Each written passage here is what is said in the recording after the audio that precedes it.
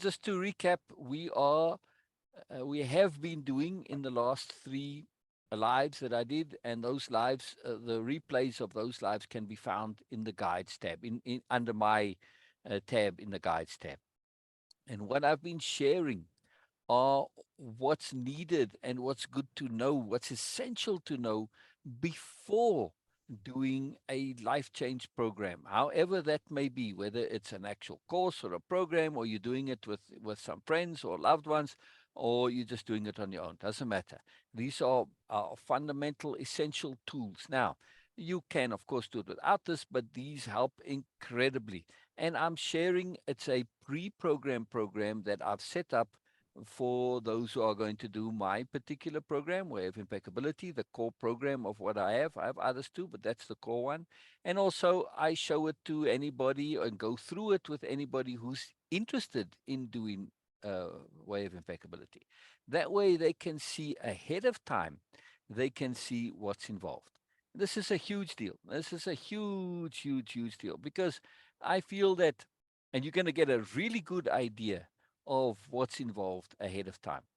Because how often do you get this opportunity? You don't really know. So even though what I'm sharing is about how to take it, and there are specific things in Way of Impeccability that you do need to do, like the repeat backs, the takeaways, the dictionary of power, and so on. Right? These are very specific things, but you can apply them to other things too. But so you do need to know this before starting, so that you're appropriately set up and you can do this. And this is a very big deal. And this gives you an idea. In me sharing this, you get an understanding of what it is to take the program itself. You can see how it's done. Now, today, especially, this is going to be even more so. Why? Because I'm going to share essential understandings and awarenesses that are required for learning in general. So this is about today's session, or today's live is about learning how to learn. And that's a very, very big deal, very essential, this necessity of learning how to learn. If we don't know how to learn, we kind of waste our time. And it's very important. Now, also, in the last 2 lives, I shared things like the repeat backs and the takeaways. So today, Bina, and then hopefully Sher and Erica too, if they can make it, they are going to come and, well, Bina's here already, and Bina also helps me with doing this. So, but Bina's also going to share repeat backs and takeaways that she's done, and then likewise with Sher and with Erica Jane. And this now Yes. is going to enable us to demonstrate what it is a typical session is in Way of Impeccability, because how it's set up is you've got online content, you go through this, then you do your repeat packs and takeaways, then you come on Zoom twice a week, typically for the Zoom sessions, and then you share your repeat packs, your takeaways, your dictionary of power, and we go through it, and we get into it, and we discern it, and discuss it, and understand it, and perspective shift on it, and this is what we are going to demonstrate today, which is very, very cool. So not only are we going to be sharing the content, which is essential understandings and awarenesses for learning, but also going to demonstrate how we do this in Way of Impeccability. So it's kind of a double bonus today. Yeah, it's very cool. It's very, very cool indeed. All right, so need to do one more share here. Oh, come on. And yeah, it's Sher. Hello, hello, Sher. I'm so pleased to hear. This is brilliant. You there, Sher? Yeah, I am. Hi, good morning. Hello. Marvelous, marvelous, marvelous. Wow, wow. You sound fresh and joyful and like, is this the same Sher? Hang on, let No, me go. It is, it is. Wow. I mean, is this me, or did Sher sound like, I don't know, like she's 20 or something? 20. Yeah, I'll take that. Yeah, it's too fantastic. It's Yes. too fantastic. Ah, wow, wonderful. Yes. Ah, this is too brilliant. This is too brilliant. Yes. Okay. So I want to share something. Yeah, please. Yes. So before we continue, I want to say that Erica is here and she says hello, good morning. She was also there and also now she's here. Fantastic. So Fantastic. everybody welcome and yes, hello from my side too. All right, so brilliant. So Erica is likely going to. I know Erica very busy. Oh, Erica's joining us already. Wow, we are lucky. We are lucky. I know Erica Jane very busy, and I know Cher's very busy. So all right, this is real bonus. This is real bonus. This is real bonus. This is too fantastic. Very exciting. Hi there. Fantastic. Hello, Erica Jane. Good morning, So everybody. happy to have Good you here. morning, Erica. Good morning. Wonderful, wonderful, wonderful, wonderful, wonderful. I'm just getting my screen set up so I can screen share. Where did my...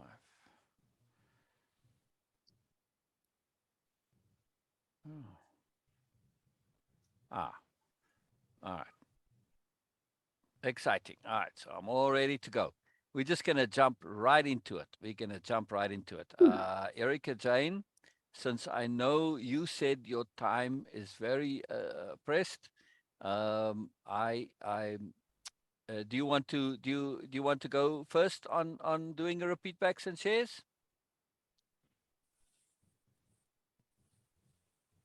Whoops, there we go. Is it working?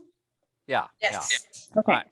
I can. I'm kind of in a weird spot right now where I'm sort of jumping in and out. Okay. So Okay. All right. No problem. I Then can.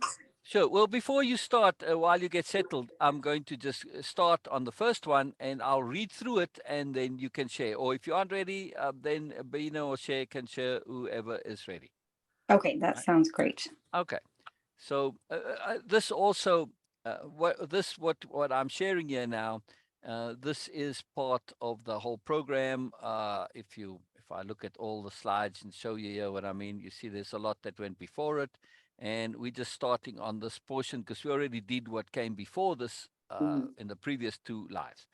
So this is part 3 of this pre-program program, but we are going to treat it as a bonus session of Way of Impeccability, which really it is. It's exactly that, right? So it's a bonus session called Essential Understandings and Awarenesses for Learning and Growing. But before we go, I want to just say something.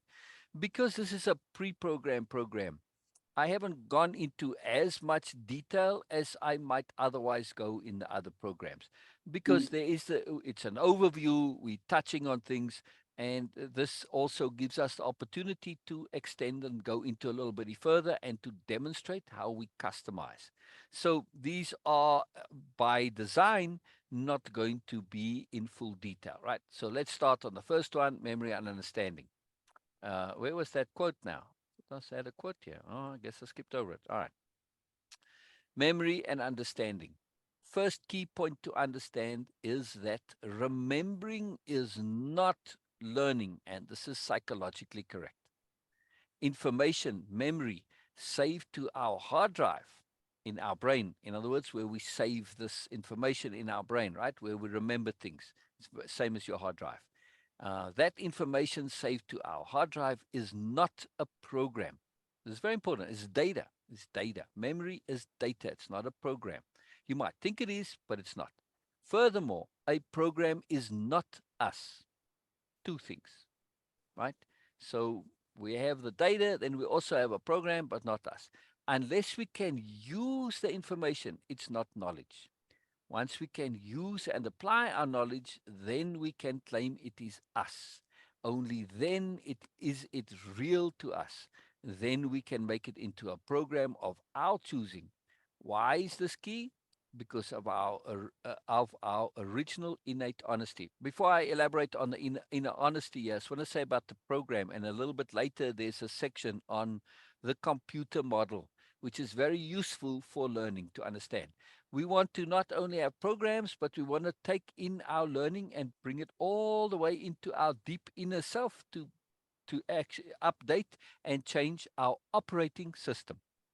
Right? So if you're completely computer illiterate, just go and Google operating system, computer program, information, data, hard drive. If this is now, I know some people really are completely ignorant of these terms. I know a lot of you out there was like, seriously, don't you know this? No, some people don't use computers and, or just use them but don't know. So just look it up. It's very helpful. All right. So why is this key? Because of our original innate honesty.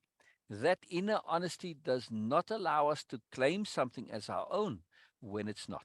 External memory or information is thus always someone else's and remains information and not part of the self and our psychology. While we can use such information, however, when it's our own, we are much more motivated to do so.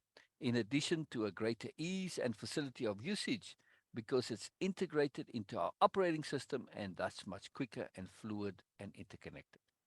Memory is someone else's understanding. All right, that's a quote there that I deliberately put in. That's a little ambiguous, and we'll get to it later. And I forgot that you guys are going to do repeat backs and takeaways, so I started giving extra. I should have just read it and then, but that's okay. I'm just so used to doing it this way, you know. So okay, Erica Jane, did you do this one? Because I know all of you didn't have the time to do all the different little sections. So if you did on this one, we can go with you. Otherwise, we'll go with someone else. I am just going to be riffing this morning. So if Wow. you, I know Oh, Vina and Cher have like okay. prepared stuff. Okay. So Okay. Okay. if you guys want to read your thing, Oh, and then I can just okay. fill in whatever comes Oh for me. no, I'll be happy to take away before they share, and then Oh, maybe well, okay. and then maybe after Erica, I mean Sher Okay. and Bina have shared, because I know Bina's done a repeat back and a takeaway, and then then Very you can cool. maybe share another takeaway. Yeah. So yeah, you just I jump like in. it. I like All it. right, let's hear.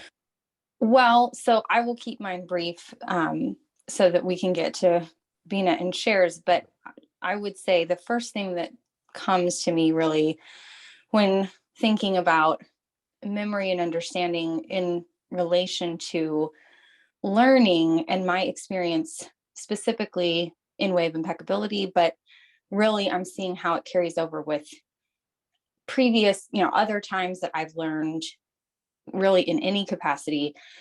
The biggest thing that has made such a difference for me has been the concept of repeat back and takeaway itself. That has helped me so much with understanding that the best way I learn, specifically individually, is if I take something that is, as you said, I think just a minute ago, memory is someone else's understanding. And I don't want to just be, parroting or repeating something that doesn't really mean something to me or that hasn't really sunk in. And so if I take what someone else has shared and then repeat it back in my own words, as if I was trying to explain it to someone else, and do a takeaway like, this is what I really got out of this. This is what really stood out to me. This is what I'm able to connect to other things. That takes whatever I'm learning from just rote memorization and word for word repeating and really makes it mine. And then I don't have to worry about having it memorized exactly the way it was said to me. I really know it and understand it, and I can say it in my own words. And it kind of gets you out of the process of feeling like you have to have everything directly memorized when you're learning something. It's really not about memorization. It's about embodiment and real, true understanding. Yes. Wow, wonderful. Wow. So we got a takeaway on repeat backs and takeaways, in addition to memory and understanding. Brilliant. All right. All right. Sure. Or Bina, either one of you, please share. Share.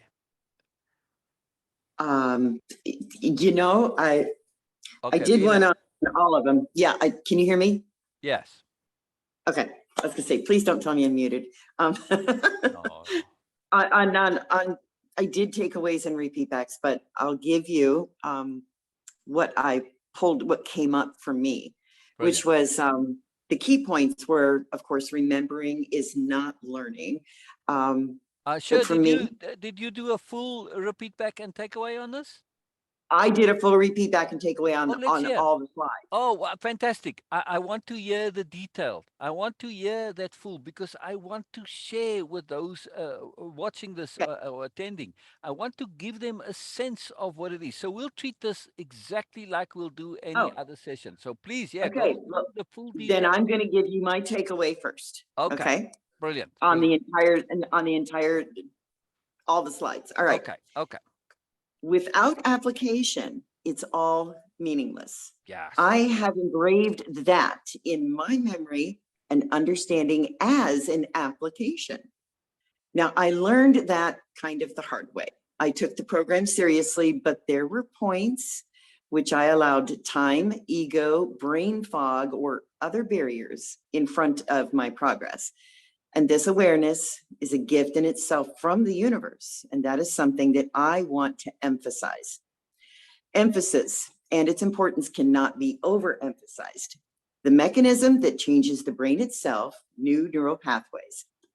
Emphasis is focused on what is important to me, and it needs to be sustained for long-lasting change to occur. Well, how do I emphasize what is important to me?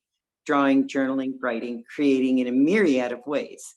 Choosing to emphasize, not suppress, what I felt in the moment, what came up for me. Well, of course, change and growth require understanding, and not just knowing, but acute awareness of what I am seeking through intent, and understanding all the implications of all that is past, present, and after. Here's the rub to understanding. If I don't understand it, how can I own and apply various strategies as my tools? Exactly. You can't. Everything, everything in this presentation to date, this whole way of impeccability, has challenged, frustrated, befuddled, and brought joy to me, sometimes simultaneously in my moments of, oh. Though, and I call those my oh moments, though I am capable of awareness, discernment, and understanding, I must utilize the strategies of the spirit warrior every single day, which means for me, I must apply, practice, and use my tools, or else I will lose the games. I put in way too much effort to change my neural path, to do the work on changing neural pathways, to learn to breathe and think and feel and believe differently, impeccably, earnestly, deliberately, and unbound, to just ignore it. So I practice every day, I apply every day, which led me back to memory. If I'm going to use somebody else's information as they put it out and try and memorize it and try and regurgitate it, I'm not doing myself any good, which means I'm not doing anybody else that's standing next to me any good.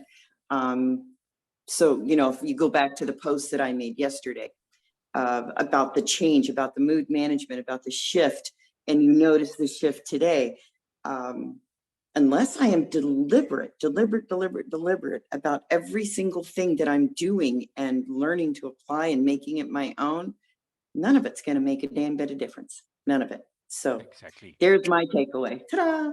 Wow. So you did a takeaway on the whole section rather than the individual. That's fantastic. And also you did a takeaway on your experience of doing this, which is similar to Erica Jane also. Marvelous. All right. So now Bina did, I know because Bina hangs out a lot with me on Zoom. So please, Bina, you share your repeat back and takeaway. I know Bina did them specifically on the slide itself. So if you'd start with your repeat back, please, Bina. You did this one, right? I know you didn't do all of them, but you did this one, yes? Feedback. Brilliant. Yes. Brilliant. Yes. Okay. Yes, I did that. Thank you so much for this opportunity. And thank you so much, Erica and Shep, both wonderful takeaways and feedbacks, of course, in a different way. But this is so brilliant because I always get so much out of this. Before going and just start reading my takeaway, I just want to say that as Erica mentioned that this whole idea of repeating only in any type of learning and growing and creating courses and programs, but also in life in general, because repeat backs and takeaways are a big deal. It seems like a very academic or professional kind of a but believe me that it helps me a lot to making my communication skills way much better with my relations, with my life, with my friends and everyone. So thank you so much for this. It's a very unique and a very brilliant idea. So I'm starting with the repeat back of memory and understanding. I'm reading it, so just brace me for that. So remembering any kind of information is not actual learning. Not every saved information on a computer qualifies as a program, and not all programs in our self computer are effective enough to become a part of ourselves. Unless we make this stored information usable for us and use it, then it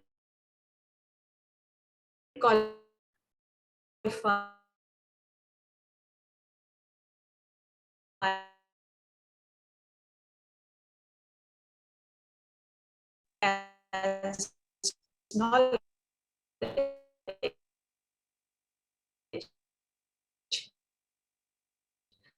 Oh, she's Once cutting out.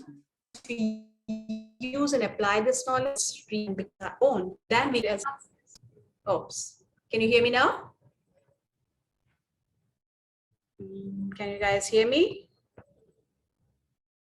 You all are mute. I don't know what you are saying. So We can hear you me now. Yeah. Yeah. Okay. Okay. So please tell me where I start breaking. Go like one paragraph. Or Okay, I'm repeating the last paragraph. Yeah. Oh, okay. So why application and making it our own is the key factor. Inner and true self is honest and truthful by default, and anything which is not our own, innate on itself, will never accept it and acknowledge it as a real true value. Any information will remain information only till we use it in our life, applying it in our usual everyday situations and circumstances. Our inner self will not feels not convinced as this is the real and valid. It doesn't negate the value of it, but it never owns it fully and completely. We can still use this information, but as someone else's idea, which can be useful, but we have to remember it always.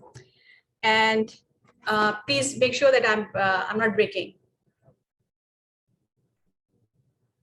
Can you guys hear me? Yeah, I can hear you now, Bina. Yep, I got the last part of it. Okay, okay. Yeah, we So hear you this fine. my takeaway on memory and understanding. Yeah, memory oh, and sorry. understanding are two entirely different. Yes. Oh, I'm saying I'm just muting because I got noise here, and then it cuts out your video, my noise. You see. Okay. So yeah. Okay, okay. So I'm starting my takeaway on memory and understanding. Memory and understanding are two entirely different aspects of information processing. Memory functions mostly with or by remembering and recalling ability, which can be compromised by various factors. But understanding something is a highly sophisticated system where our mind uses many other ways to process information and make various personal connections with information by experiencing the application of that particular information. Our mind gets tons of information in a single day, which can be overwhelmed if our inner system doesn't have the prioritize the information system. This system works by differentiating between personal experience and gathered information. Of course, personal experiences are always on the priority list to be integrated into the system, involving not only memory, but other senses, etc. also, which makes it not only real, but also valid and personal. As human, we feel more confident, motivated, and comfortable using and applying our own experiences as compared to someone else's. This application of acquired knowledge becomes a program in our system, and like any other program, it is more energy efficient, fluid, available, and accessible to us. You're mute. Exactly, Bina. And you know that last part is very key there, because if I do my own repeat back of what you're saying and takeaway kind of combined, you're saying it's about efficiency and effectiveness, right? Yeah. I mean, which is the whole point here. But I mean, you're saying it in a way that really brings that efficiency and effectiveness. This is what we want to do. Because otherwise, if we just learn the typical way and the way we've been taught in school, you know, remember everything, remember, it's all focused on memory. what do we really actually acquire as a skill? Nothing. And the memory eventually goes away and we haven't really learned it. Now, some things that you learn, like your multiplication tables, yes, and those get so deeply into you that they typically stay with you. You don't sort of forget them. But can we do this with everything? No, not particularly practical. Do we need to do this with everything? No, no, not particularly necessary. There's a better way of taking it innate.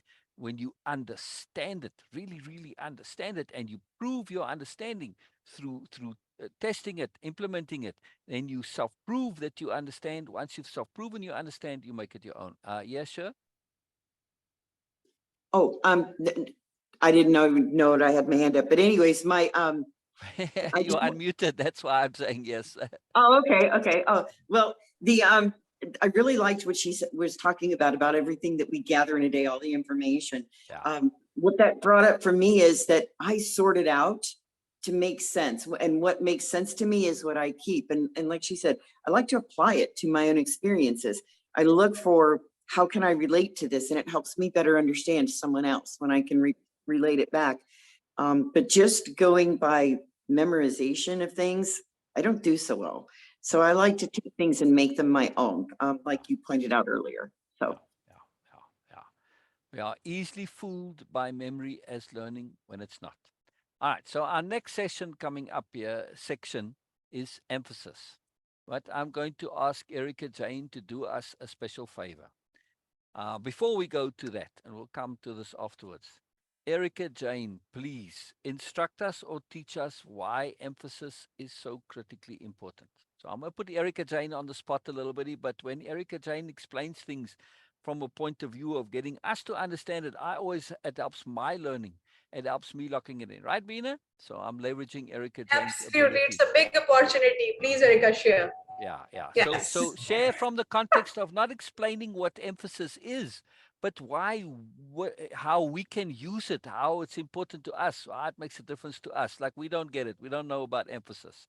We dancers. I don't have a dance cap here, but maybe I can make one. All right, let's see. Okay, well, I'm gonna have to think about how to organize my thoughts around this. Problem. I think one of the things that's coming that is kind of, I'm going to have to figure out how it relates to emphasis in my brain, but I'm going to have to figure out how to say this in a way that makes sense to everybody else. Yeah. One of the big things, kind of similar to what Cher was saying, that really jumped out at me from Bina's repeat back and takeaway on memory and understanding is that understanding is more than just memorization. There's a lot of other things happening kind of behind the scenes and on the scene. Yeah. And a big part for me, one of the big things that kind of jumps out for me with that is similar to what Cher was saying about application, and that memorization is a part of our understanding, as part of our learning and our process. But another part of it is, I think of the word I'm looking for, sort of copying, or, yes. You see someone else do this, so I'm going to try this too, sort of parroting, doing that kind of thing. Yeah. And you might not be particularly great at it when you first try, but you're trying, you're now taking this and you're trying to apply it to yourself. And I think for me, emphasis comes into play there with application. Exactly. That if I'm, for me, all of these conceptions that are on this slide are related to each other, right? They all sort of cross over and relate. Exactly. When it comes to the learning process. And so I think emphasis is kind of another important piece in the learning process for me, when you're trying to, I think especially for me, when I'm sort of first trying to learn something, I can use emphasis in a way that helps me practice, I guess, more efficiently. I don't have to, just if I'm just taking some broad thing that I'm trying to learn, there's all kinds of information that can be coming at you when you're trying to learn something new. And especially when you're trying to apply and you're trying to actually practice this thing. So emphasis can be helpful for me in terms of sort of prioritizing or figuring out, what, when I'm trying to apply this, what are the things that stand out most to me? And I can deliberately emphasize or de-emphasize certain things about this in my application, so that I don't feel like I'm having to like swallow the ocean in one whole drink. I can sort of use emphasis to break things down and help me with application and practice in a more efficient way. When you're learning, you don't have to take everything all at once. Exactly. And try to, just like that can be really overwhelming. And I think that's something that, especially when you're trying to learn concepts that are sort of stretching your mind a bit, it can be really difficult. Yeah. And so emphasis to me is a really good way to sort of trick your brain in a way to break down what you're learning into more appropriately sized chunks, I guess. Excellent. If that makes sense. Yes. Wonderful. All right. So let's go to the actual content, and then we'll share a bit there, and then we'll come back, and Bina and sure, you can comment as well. You can give a off the cuff takeaway like Erica's been doing. So brilliant. But we'll read through this first here. All right. So emphasis, it's a big deal. Emphasis, the use of emphasis, leveraging of emphasis, and the emphasis of emphasis itself is going to be central, and core focus and consistency in all the courses and programs. It's absolutely essential you understand fully why.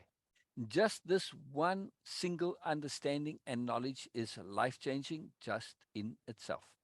Emphasis is so super important and powerful because it is the mechanism whereby the brain actually and literally changes itself. Let me repeat that. Emphasis is so super important and powerful because it is the mechanism whereby the brain actually and literally changes itself. Emphasis enlarges the nodes in the brain related to the emphasis, and these in turn connect to more nodes which are also affected, and so on. If the emphasis is sustained, those changes become entrenched and remain. Emphasis and its importance cannot be overemphasized. Again, cannot be overemphasized. We come to be who we are because of what's emphasized. Right? And yes, this is a little skew on purpose to emphasize it. Just for those who maybe like me, like it all neat. Emphasis and its importance cannot be overemphasized, which is why it's there again. My mouse is clicking doubly. Why does this work? Because what's emphasized is, by implication, what is important to us, and therefore needs to be held onto. However, the brain's bureaucracy, the inner bureaucrats, as they're called in our usage, have learned that we can get excited about something temporarily, and that does not mean it is actually important. Thus, emphasis needs to be sustained and especially confirmed via application. It's one more reason why application is so critical and all important. Emphasis and its importance cannot be overemphasized once again. At this point, yes, it's a big deal, but I'm not going to elaborate right now. I'm going to save my elaborations for when we go through this. Emphasis once again. That's the end of it. All right, brilliant. Before we go and listen to Bina, you need a takeaway and a repeat back on this, right? All right. Sure, Yes. Erica Jane, any comments on what we've just shared here on the content here? Anything? Yeah, I do. I have one. Please. When it comes to emphasis, what jumped right out at me was what I had been doing recently. And that was emphasizing pulling up my feelings and really learning how to not understand them, but to apply a meaning to them. Yes. Connect them. That's the word I'm looking for. Connect, not meaning. Yes. Emphasis is what helped me change my neural pathways. from where I was thinking and feeling and believing about myself one way, that I was stuck, that I was never going to get this, that I could never understand this way of living and being and doing, and that I was such a horrible person. No, through the art, through the artwork, I learned how to emphasize my feelings and understand that they're okay. They're temporary. They're temporary like humidity. They're temporary like, you know, like the days of the week. So when I learned that how to use and how to apply and really embrace emphasis, focusing in on certain things, it really changed how I was trying to make sense of things. I stopped resisting making sense of things and started embracing it and going, oh, well, duh. The whole time I kept thinking, duh, duh, duh. So to me, I really like that quote where you said emphasis and its importance cannot be overemphasized, and it cannot be. So that was my thoughts on it. Brilliant. Some of Cher's artwork. Yeah, that's what I was trying to pull up. Took a little while to load, but there we go. Yep, that one was completely emphasizing, and that was interesting because it started out as anxiety. And I couldn't determine whether or not I couldn't decide if the walls were falling in on me or if I was pushing them away. And I decided, working it through the next day, when I chose to manage deliberately my mood, that no, I'm pushing away the walls. There you go. I'm pushing them away. And that's what I chose to emphasize. Exactly. So exactly. This is again key emphasis here. Absolutely. Absolutely. And this is what anxiety and worry is. Inappropriate emphasis. exactly. It's like, come on, you know, you got a 50-50 shot. It could turn out wonderful. It could turn out terrible or anything in between. But you insist on saying it's going to be terrible. Come on. Inappropriate emphasis. Nope, nope, nope. So, yeah. Yep. And since the world doesn't end every day, the chances of things turning out okay is actually higher. It's not truly 50-50, correct? That's right. That's right. Because we have a choice. Exactly. And I choose to emphasize, that's the other thing big for me is I choose all the time. It's always my choice, how I see things. I don't have to do any of this. I'm choosing to do it. I'm choosing to do this to prove to myself that I am a good person. Exactly. And when you emphasize that you choose, you emphasize how important it is to you. If I have to do things, they're not necessarily important to me personally, but if I choose to do them, super critically important. Yes. Now you're emphasizing because I'm choosing it. Your brain says, well, this must be important because while you're choosing deliberately, consciously, you don't have to do it. You're choosing must be important. So choice is absolutely critical when it comes to emphasis, right? And just to be free and to learn and grow, do it because you want to do it. That's powerful, powerful emphasis there. I want to make one quick, just a sideways comment here. So just to observe what happened when I asked her for a takeaway. Because we're in the habit of doing this, Sher went into and related a personal experience. Because this is important to Sher. And of course, it's emphasis again. I don't want to hear some abstract, theoretical, thing that's dry, intellectual. No, I couldn't be bothered by that. I want to hear what's meaningful to you, right? And you just automatically shared something that's pertinent and relevant to you.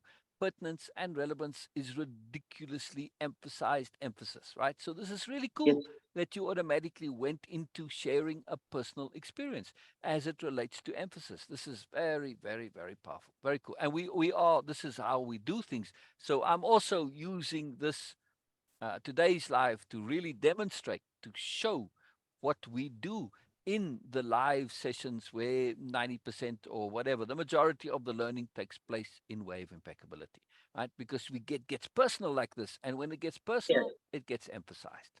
Very important. And when it's personal and it's emphasized, then it makes more sense to us. We can apply it.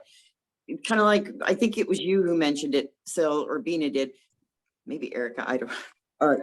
What we learn in school currently right now, a lot of the facts and figures, if you remember back when we were in school, we wondered, how are we going to use algebra? How are we going to use split infinitives and this, that, and the other thing in our regular daily lives? Well, most of it by and large, we're not. Right. You know, I mean, there might be some jobs, but Right. overall, I didn't. I Exactly. didn't use any of what I Exactly. learned in school, Exactly. really. Exactly. What I'm learning now, and what my grandson is learning through Way of Impeccability, that's real life, that's real time, and Exactly. that's what's going to make a difference. Exactly. So, Now, can you imagine if we'd learned about emphasis and how to emphasize emphasis and the importance of emphasis back in school? We'd realize, you know what, all the stuff that I'm putting my attention on, this is going to change me. So I better be careful what I emphasize, because emphasis literally changes me. So, you know, okay, I emphasized partying. Well, is that who I want to be? Is this, you see what I mean? You get to realize that the things you get stuck in and that you're really paying attention to and that are overwhelming you and your emotions, all this. So, all right, I got to chill a little bit here. I don't want to be actually literally wiring my brain to be just thinking about whatever the thing is at the moment, you know, this particular pop star or whatever. So we build ourselves because we understand emphasis, right? It doesn't mean we right, can't get immersed in something, but we just don't have to emphasize it as much. Immersion is not the same as emphasis, right? It right, can be, but not always. So right. just this on emphasis, and also to understand the difference between memory learning and application, right? This is really important, because the things that you do want to change in your life, and when you make that effort to actually apply them and they become innate, wow, I don't have to remember. This is fantastic. And I've used this example That's it. before.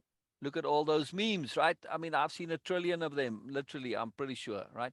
And they don't all stick in me. Why? Because you have to stop. You have to pick it apart. You have to go through it the way we're going through it now. How do I Mhm. use this, right? Erica Jane always says, man, if I don't see the practical application, it just doesn't mean anything to me, right? I need to see how to use it, right, Erica Jane? You have to see how to use it. Yes. Then apply. Always we Most get this. definitely. I Yeah, have to see she's the practical application, and this is absolutely critical. It's why that quote somebody said earlier there, without application, it's all meaningless. all I meaningless. mean, this is And like the, yeah, go ahead, I was just going to say, I wanted to say really quickly please. on that note of practical application, when it comes to emphasis, um, I'm always looking for practical application, like you said, and things that are really clear, um, sort of examples, of what we're talking about. And so for anybody, if there's anybody who is sort of coming across this concept of emphasis as it specifically relates to learning for the first time, something that has jumped out to me from the slides and from what all of you have been saying is that emphasis is really a function of attention. Sorry, my cat is in here with me. He's Oh, I thought it was a making noises. baby. Wow. I was going to say, It's hey, the where did cat. this baby come from? Oh gosh, Wow. it's Bandit. Anyway, emphasis is really a function of attention. Yeah. So that helps me to sort of visualize it in that way or think of it that way. Emphasis sounds fancy and it can be confusing, but like really what we're talking about is attention Exactly. and a sort of Exactly. deliberate, focused attention. You can use your attention in a specific way when you're learning to help you make your learning more efficient and to help you apply. Exactly. Exactly. Attention is emphasis. Emphasis is attention. Application. You better be paying attention when you apply something, otherwise, well, it's not really going to work. So, application is also attention. Yes. Oh, we're muted. That's all right. Sorry, I'm here. I was Oh, it's putting all the good. cat in the It's other all room. good. It's all good. Yes, absolutely. I think that's a really helpful thing for me, that there is to understand the correlation between emphasis and attention. Yeah. It's huge. It's huge. It's huge. It's huge. All right. I'm going to skip since we got so much detail on emphasis here.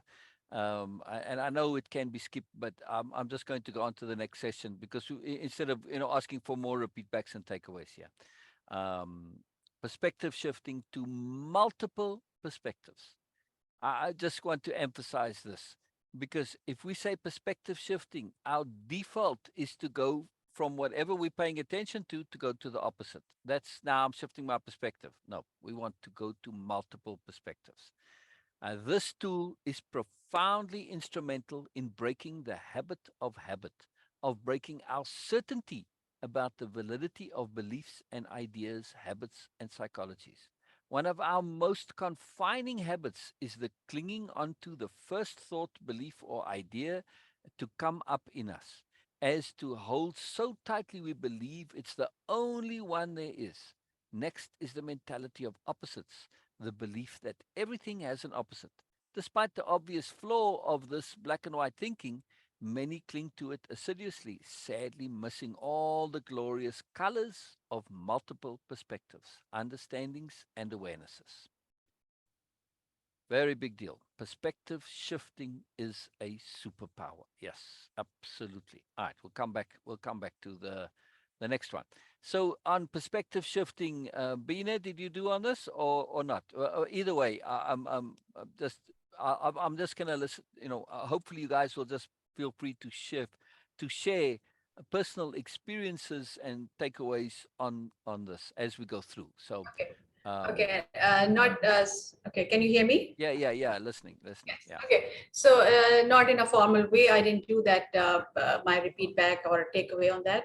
Yeah. But perspective shifting was one of the first prominent, the most amazing superpower I noticed in you, and I was amazed by that.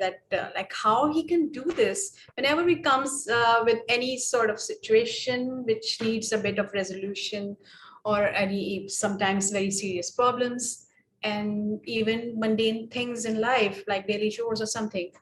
Whenever we share something with you, you always come up with something completely different.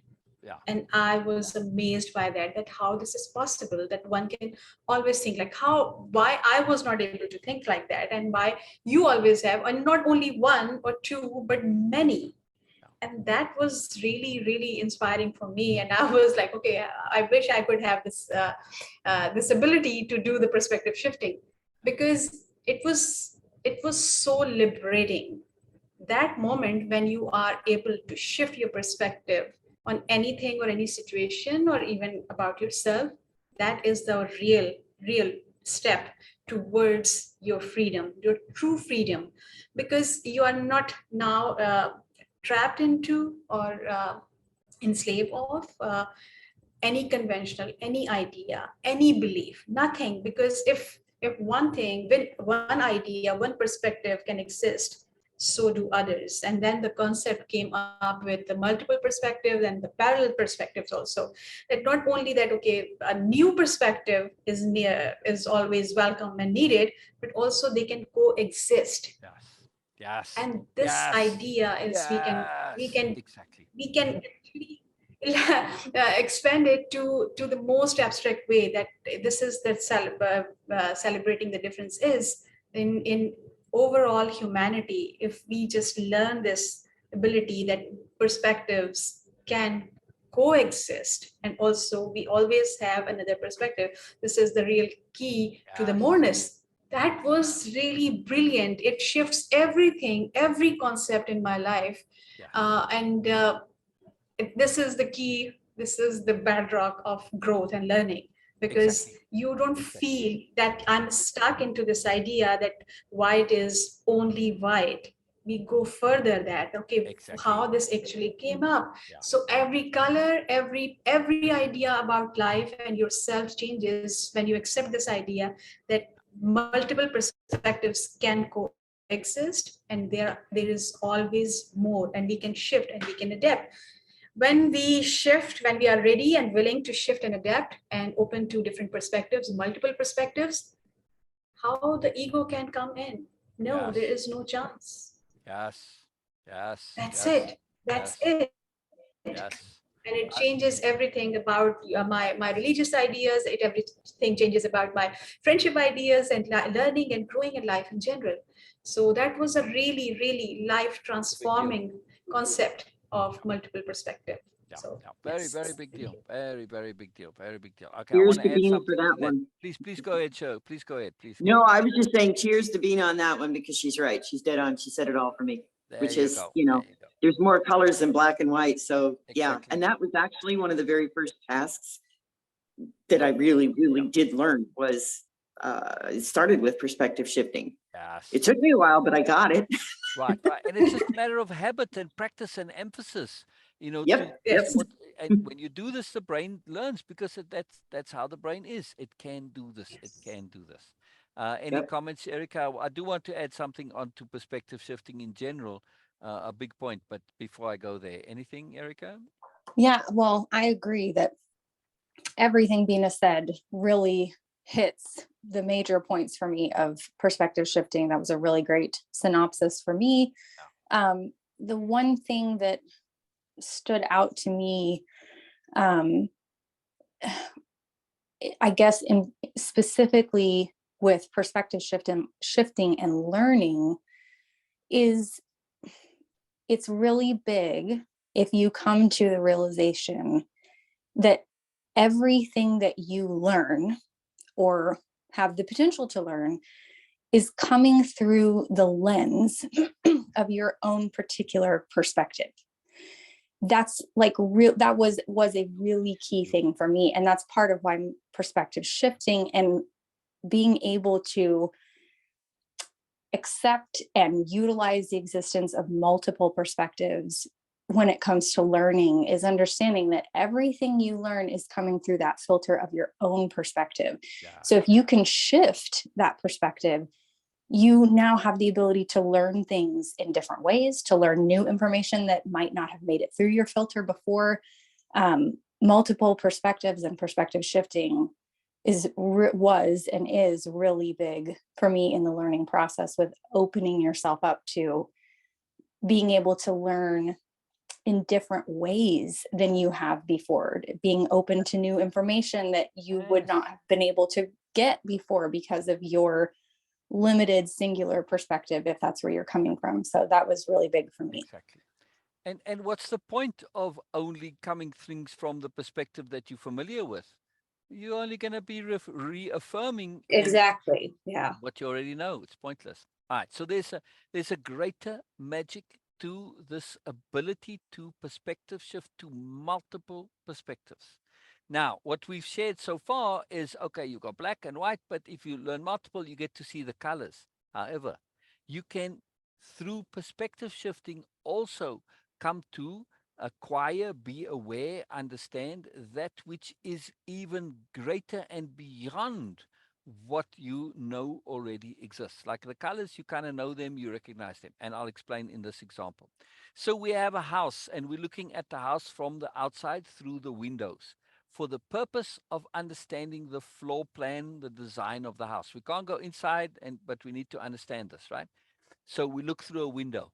If you only look through one window, it's very unlikely, unless it's a very tiny little house, that you're going to understand how the house is set up. If you go to the opposite side of the house and look at the opposite end, again, those two perspectives are generally, for the typical house, not going to help you understand the house. So we need more than that, right? So now we go along and we keep looking in all the windows. At some point, and we don't necessarily have to look in all the windows, but if we acquire enough perspectives, we can construct through inference and deduction and figuring out and thinking things through, we can construct the floor plan of the house. In other words, those multiple perspectives lead us to be able to create something that is a whole that's greater than the sum of the parts. And this is huge. So that's why we do repeat backs and takeaways. Each time we do that, you're looking at the same issue from multiple windows. And here you are getting this example to somebody watching this video or the live, right? On these points like memory and learning and emphasis, you're getting to hear multiple perspectives. And when you put those together, this allows you to sometimes, I get it now, right? You may not have, when the first time it was explained, okay, these are pretty obvious things, but you've probably seen this, right? In your own experience too. When somebody explains something, you didn't get it. And then somebody else, and then eventually, multiple people explain, okay, I get it. If you watch kids in a group and one of them doesn't understand something and the other kids help them to understand, they will automatically do this. They'll explain it, and if it doesn't work, somebody else will come. They'll say it different, until the kid, it's fascinating what makes that click. but you think it's like, well, their explanation wasn't any different to mine. It's not the explanation that matters, it's the accumulation of the different explanations. They're all different perspectives, and it allows us to construct that greater whole. And this is an incredible, incredible magic power, right? It's a huge deal, a very, very big deal. So this is really helpful to understand why perspective shifting has an even greater magic than simply just giving us more options, right? It creates new learning, in other words. Yes, this is why it's a superpower. It's really, really huge. Now, not only in this, but like Bina didn't say it specifically, but it was implied there. With perspective shifting to multiple perspectives, it allows us to see things from the other person's perspective or perspectives. So it enables us to understand, which makes us more tolerant, more understanding, and we can hear what somebody is saying. Like Erica Jane says, if I'm filtering it through all that I know, well, I'm not really going to hear what they're saying if what they're saying is something I'm not familiar with. Yeah. So I just cannot emphasize how huge a difference perspective shifting makes. It's truly a superpower. Plus, you train your brain to be creative, right? The more you get into the habit of making an effort to say, how can I look at this differently? How can I look at this differently? Your brain learns this and gets hardwired. And when something comes new, it automatically starts looking different things. This is creativity. So you have much, much power from this. It's an incredible, incredible skill. Before we go on, anybody, anything to add? Go to the next one. Nobody? All right. This is thinking things through to the end. See, it's in all caps because it needs to be shouted. Okay, I don't know I shouted, but this opportunity to shout it. This is a big deal. The to the end is a huge, huge, huge deal. When I was a young man, a young man, and I was a boy now, a teenager, I really was thinking a lot about things and was a big effort. And so I paid a lot of attention to try to figure stuff out. And I came to see that I was thinking about stuff. And then the next day I was thinking about it. I said, wow, you know what? Whenever I think something through, if I don't finish my thinking, I kind of have to start all over again because it's like you're building something. And if you don't finish, then you would think you could continue, but in reality, this never worked in my brain. So, and it doesn't seem to be most of our brains aren't set up to do this. So when you're thinking things something through complex, if you don't finish, you tend to waste that effort. That's why it's to the end. Also, when you come to something, you're thinking through it, you're going step by step, and it's all logical, it's all sensible. But if you don't finish where you are, you may be 90% there, 95% there.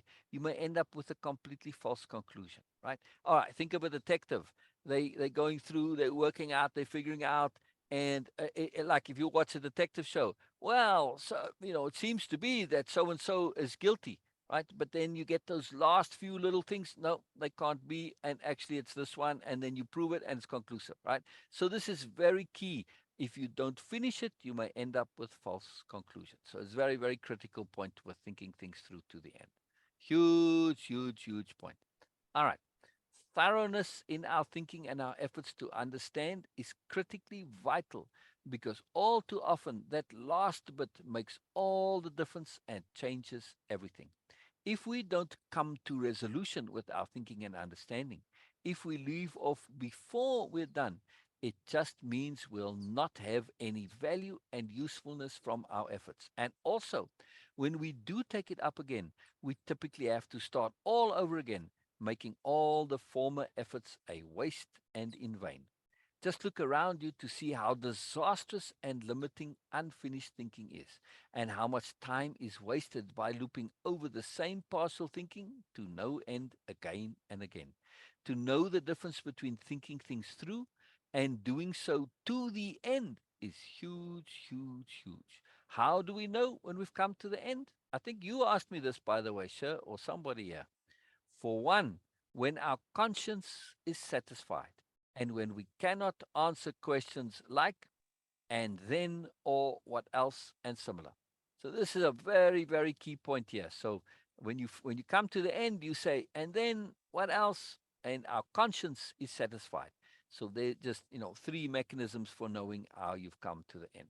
Very, very, very powerful. Erica Jane probably had to go. She dropped off. So thanks for coming, Erica. Truly, I really appreciate it. I know you're very busy, and I really appreciate you coming. This is a big deal. So thank you, thank you, thank you.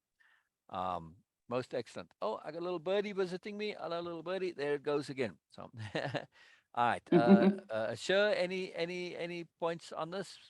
On thinking things Um, to the end? yeah, the biggest one is, to me, it's the definition of insanity. If we don't think things through to the end, Correct. it really does, because I wind up repeating the same thing over and over and over again, expecting the same result. Exactly. Exactly. And it's well, I don't know how many people have ever played chess, but if you do, this is a very classic mistake of beginners. They make a move in their head, right? They figure it out and they think, oh, this looks good, and then they think a little bit more and they say, no, that's not going to work. And then they look for another move, but they can't find any other good move because they're already in trouble because they're not playing very well. So they loop and they just keep repeating that same move over and over in their head. They don't think it through to the end, and they get stuck and they loop. Exactly. So you have to go Yep. further and explore. And yeah, it takes a lot of effort in chess. So it's not always valuable, viable in chess. People don't want to make that effort because, well, it's just a game. But in life, that effort is worthwhile. Otherwise, you just end up looping that same bad move. And because you haven't found another option, and you haven't gone further to see, okay, it might be bad in the beginning, but then it works out good and all this, because you haven't found any other options, they end up making that bad move every time. Well, yeah, and it also takes away, it does take away that statement of, oh gosh, if I would have done this, if I would have done X, Y, and Z, or if only I would have. Well, you could have. And I've learned that lesson, I don't know how many times in my life. And Exactly. I can't remember the last time I said, well, if I would have. Yeah, that's been a while. So, Yeah. And those two questions, and then and what else? huh? This is huge. This is huge. You're thinking, and then you say, and then, oh, there's more. And you keep going. But when you can't go any further, then you know you've gotten there. Plus, and it's a pity Erica J dropped off because I wanted to bring this up when we were doing Way of Impeccability and we got to capital T trust. I call Erica Jane a teaser. I call her the Titan of Trust, because if ever there was a time when somebody thought something through to the end, it was Erica Jane on trust. This was a huge deal for her, changed her life, right? It's a big deal. Yes. Now, she didn't only go to the end, but because she made this effort to really think it through to the end, there were many side paths. You have to check those side paths, those detours as well, because how do you know? It's not always a straight path. And so you have to check. Okay, you go through it and you say, well, that's a bit of a dead end. I come back and I continue. And this is what she did. And in those side paths, she brought up deeper points, deeper connectivities. So she explored the whole branching path of trust, because that's what it is. It's not just a single path, it's got many branches and they connect to other branches. And she connected it to her life, her application, her doings, her understandings, everything, and transformed her life. Just one simple concept, because there's not such a thing as an isolated concept or conception. And we'll come to this a little bit later. The conceptions are a big deal. So thinking things through to the end allows you to make those connectivities, like the butterflies over here. Imagine each of them connected to the other one. All right, I guess when they all fly together like that, they don't crash into each other. So who knows? They have some connection, right? But yeah, it's conceptions are like that. They connected. We don't always see the connections, but they are connected. They're interactive as well. Very, very powerful. Bina, any comments on this? The biggest point, biggest takeaway when you were sharing about this, thinking it through to the end. Of course, it's a big deal, and we always try to do that. And the awareness about that, how we feel, how we actually understand that this we have thinking it through to the end, when our conscience is clear, that was a big deal. But also when you were sharing about your childhood or your teenage memory, that okay, you were putting a lot of effort to think things through to the end. And you mentioned that you were saying that, okay, I had to do it again and again if I will not do this. Yeah. That was a moment of awareness for me, that how impeccable you were in that age about your energy. And it's a big deal because we don't consider ourselves worthy enough or deserve to actually be really scrupulous about our energy management. We just said, okay, yes, I will do this again. We never pay due respect to ourselves in this thing, that okay, we do things and we just, okay, yes, okay, I'm going to do this again. But you were very, very cautious of, very impeccable in your energy management, that you said, okay, I'm going to, if something is important or high value or high priority in my life, I'm going to think it through to the end once. And then of course there is such openness to that moreness, but I will do my work once, but till I feel satisfied with the resolution.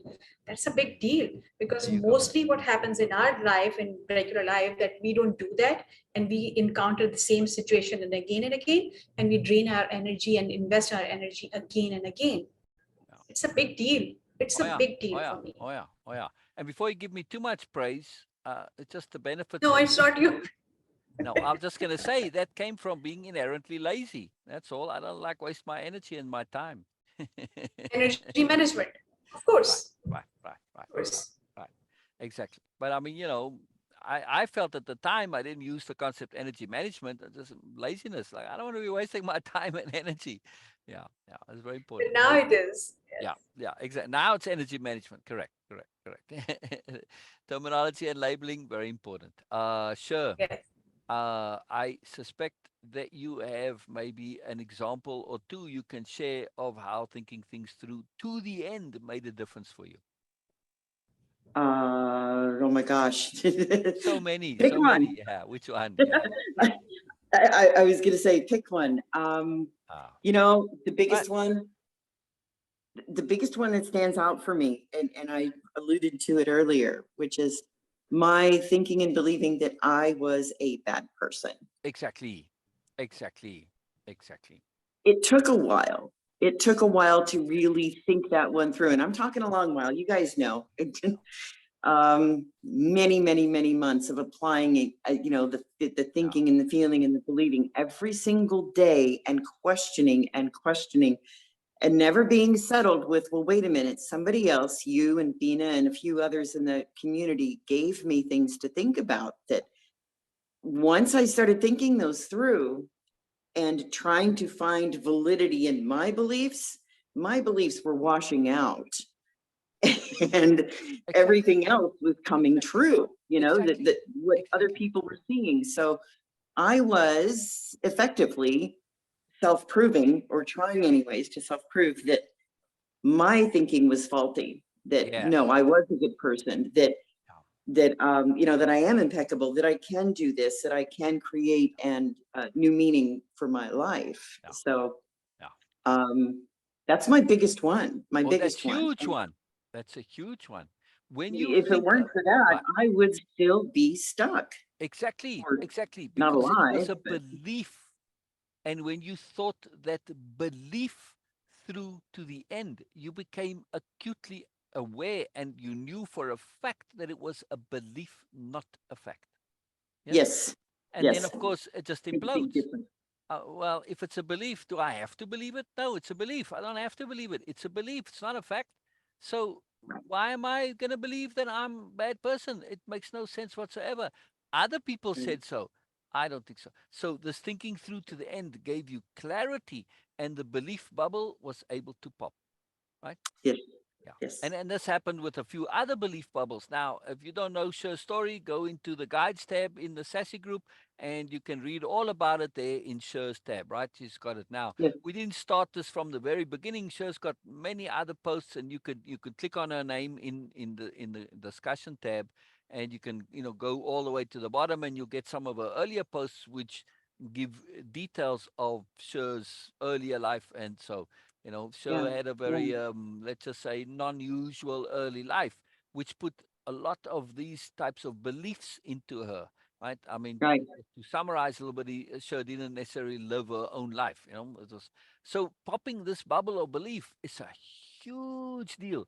And one of the principal tools for popping bubbles is to think it through to the end. Because then you see it's a Absolutely. belief, or you see, but it doesn't add up Or you say, hang on, but I'm choosing this. Why am I choosing this nonsense? It's like, come on, seriously, makes no sense, right? So this is a very, very, very powerful tool. It's a ridiculously powerful tool because you extend your awareness and understanding by using this tool. I can't emphasize enough how big this is. And this one, when you put it together with multiple perspective shifts.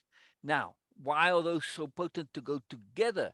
Because you can be going just along, one color, but when you have multiple colors, you can paint and create anything by merging them and blending them, right? So Yep. thinking things through to the end, you can get stuck on a narrow path and that's all you see. Yes, you go to the end, but yeah, so what?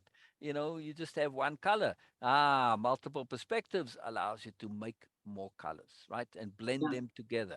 So the two together really is empowering. If there's just two skills that you want to acquire, it's these. Now, of course, It is. when you add emphasis to this, now you have the perspective shift. You choose what you want to emphasize. You think it through to the end. You come to a resolution. You come to a conclusion. You emphasize now this what's important to you. So it's a critical thing. So if we take them all together and you're understanding the first part where it's not memory, but you have to put it inside you, it's application, it's doing.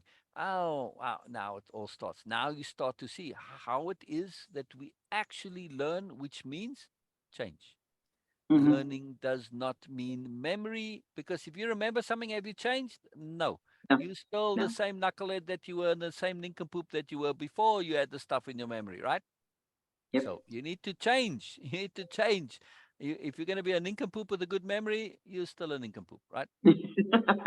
So That's we, true. we, we celebrate being nincompoops. Right? There's a negative Yes. side to a nincompoop, but when you perspective shift, there's also a positive side. Nincompoops know how to have fun and joy and be childlike. So there's a positive side to being a nincompoop too. And we all embrace our nincompoop side. Why? Keeps us humble. Very important, right? Very, very Speaking critical. of, I was gonna say, speaking of embracing nincompoopery, I did that this week because I started out the week being very, very nervous about coming on live today. Yeah, Hugely yeah. nervous. I was like, oh man, what if I make a fool of myself? I'm going to say something wrong. So Yeah, what? yeah, yeah, yeah, yeah. So Oh, what? we've been It's we've been laughing our backsides off at you this whole time. Of course, I mean, okay. and it's like so what, I mean, I was so anxious, and that's where that exactly, original drawing came from that you showed exactly, earlier. I was exactly, really feeling exactly. ridiculous amounts of anxiety, and it's like I make videos every day. Yeah, Well, the difference is because I can't edit correct, this. correct. Yeah, Cannot, and so that barrier is removed, and it's like, well, here I am. yeah. And look too, capital T trust. You trusted Yes. that you can. It's like, okay, so if I make a fool of myself, so bloody what, right? Uh, Yep. that's the But I thing. had to think it all through. Yeah, yeah. I, So, I could have asked for help. I could have gone to you, Rubina, and said, hey, help me out with this, but I didn't. wasn't necessary. Instead, I wrote it and I worked it through and I thought Yeah, it through and I emphasized and de-emphasized. I de-emphasized the anxiety, exactly. um, and just followed my Right. process. And this So, is the thing when you think it through to the end. Okay, so ego is a absolute champion at presenting things that seem to oh yeah, be valid but aren't. Right. yes. So ego says, yeah, but if you go on, you're going to make a fool of yourself. Think it through to the end and say, okay, ego, if I do make a fool of myself, so bloody what? Do I Mhm. care? No, I don't really care. That's you. That's you, ego. That's your thing. It's not my thing. So what? Okay, somebody can see somebody come on and had the courage to come on and make a fool of themselves, but they tried. This is great. So it doesn't matter. I don't even need a reason. I don't care if I make a fool of myself. That's your thing. Thinking it through to the end. No. How really likely is this? Not very much, because you can come on and you don't have to say a lot and so on and so forth. So many ways Right. to deal with it and pop the bubble when you think it through to the end. Right. Particularly, this skill is particularly powerful when it comes to ego nonsense. Yeah, Almost believe. Exactly. always you've got something that is believed to be valuable, but when you think it through, it collapses and pops. Ego is like that, right? Ego is very Exactly. shallow and short term, very, very shallow, very, very shallow. Yes. All right, let's go to the next one here. The computer model of self. Oh, yes, my palette of the multiple colors for perspective shifting and putting it all together, right? Because when you take the parts That's what painting this is, right? You've got the individual parts. When you start to combine them, you get more, right? You can create colors and you make beautiful things, and you're not just using the colors individually. So that's why I put this the graphic in there. All right, Yes. using the analogy of the computer as self is most useful, as the similarities are remarkable. If you are completely unfamiliar with computers, some basic research on the typical parts, what they do, and how they interact will be most instructive. It's particularly important to understand the difference, for instance, between the hard drive or information storage and the operating system and software, three core components. It's an analogy which is regularly used in the courses and programs and thus necessary to be aware of. We are, in essence, a computer capable of changing its own programming. A most powerful understanding. How much is the question?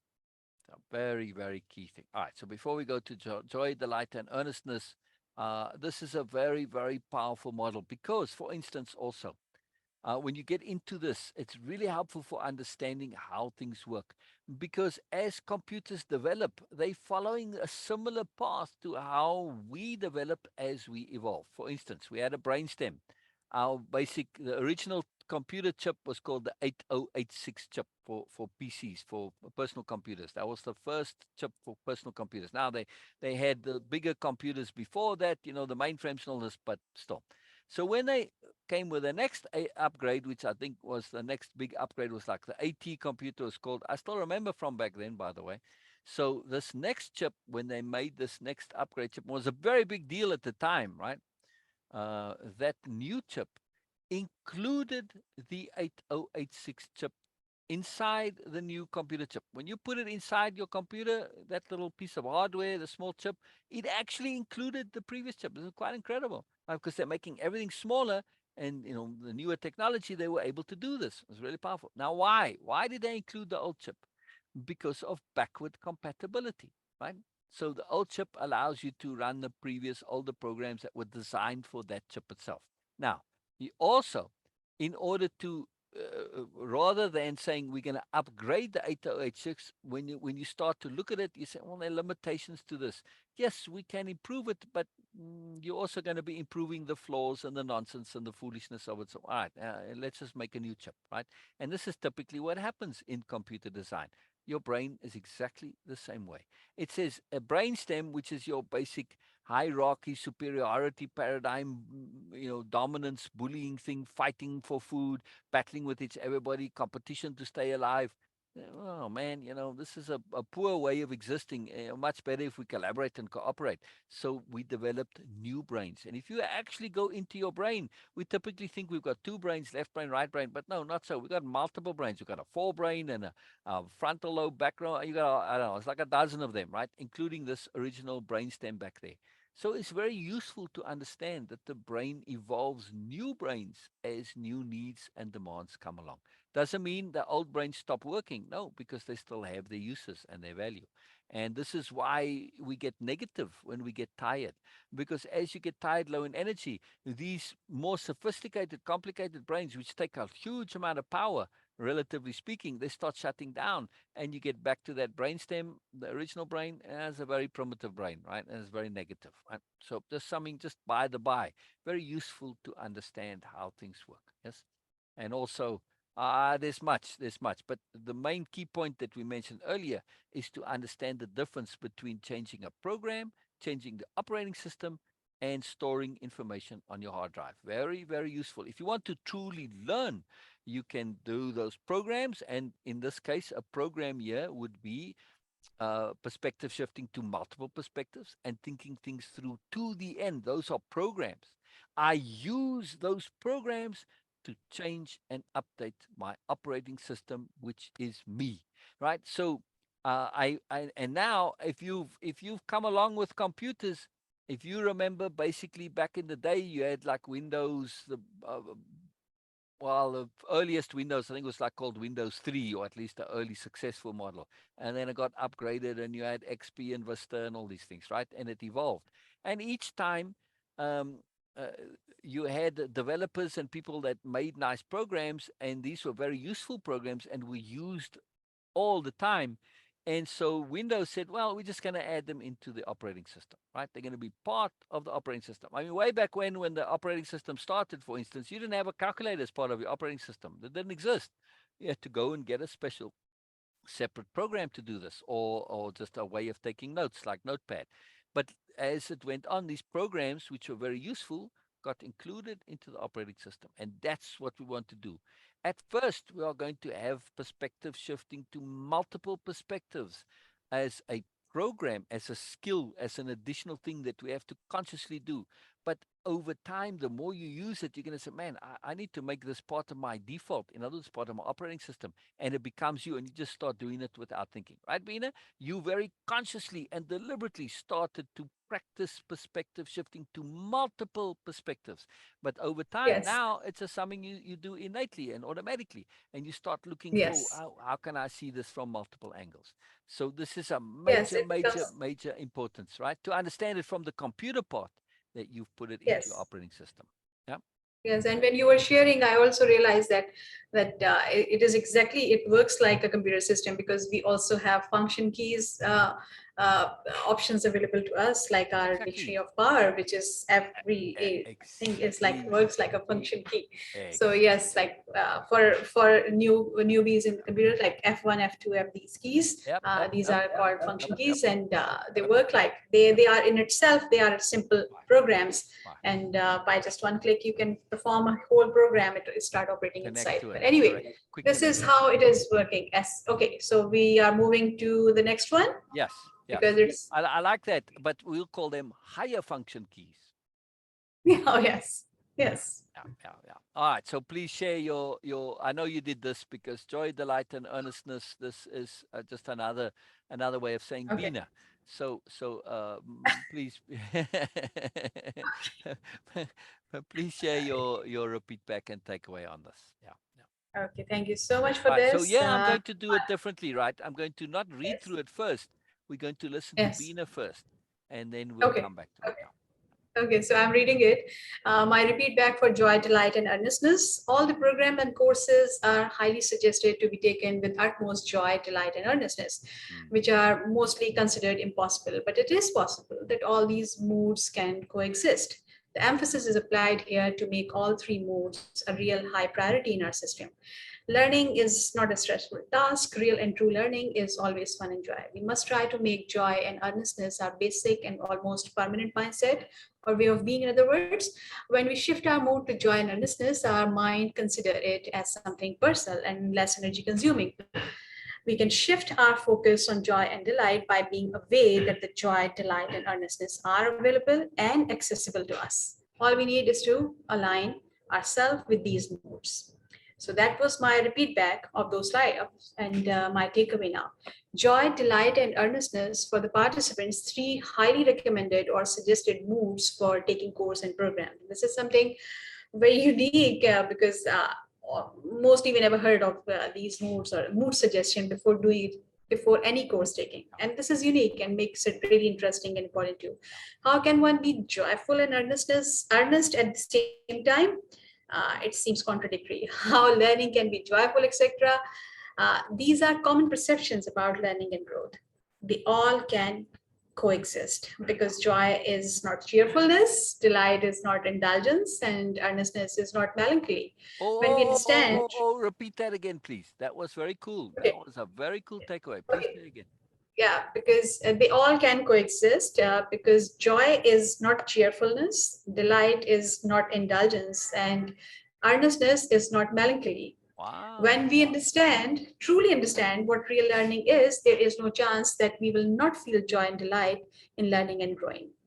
Focusing on learning and receiving any awareness as a new step towards more growth in itself has profound leverage to shift learning and growing from conventional stressful task to joyful and delightful experience. When we become consistent in our application of focusing on joy and delight, gradually it becomes our innate or default mood, and with continuous emphasis, we become a joyful and delightful self, a self that is no more dependent on any external joy or fun.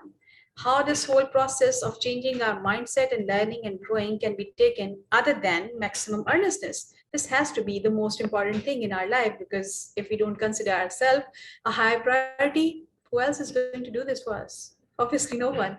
And this understanding is a leverage to earnestness, to be our default mood along with joy and delight.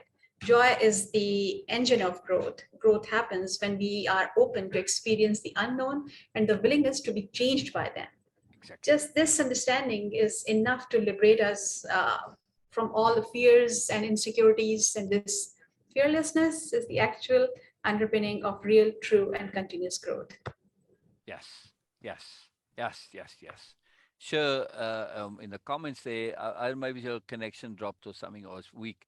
But she says No, joy it and was the battery charging. oh, Yes, she says joy that's and the fine. light was difficult to open to, but it can be done. Coexistence is a great perspective shift, Bina. Yes, it is. Yes, it is. All right, now let's understand why this is so important.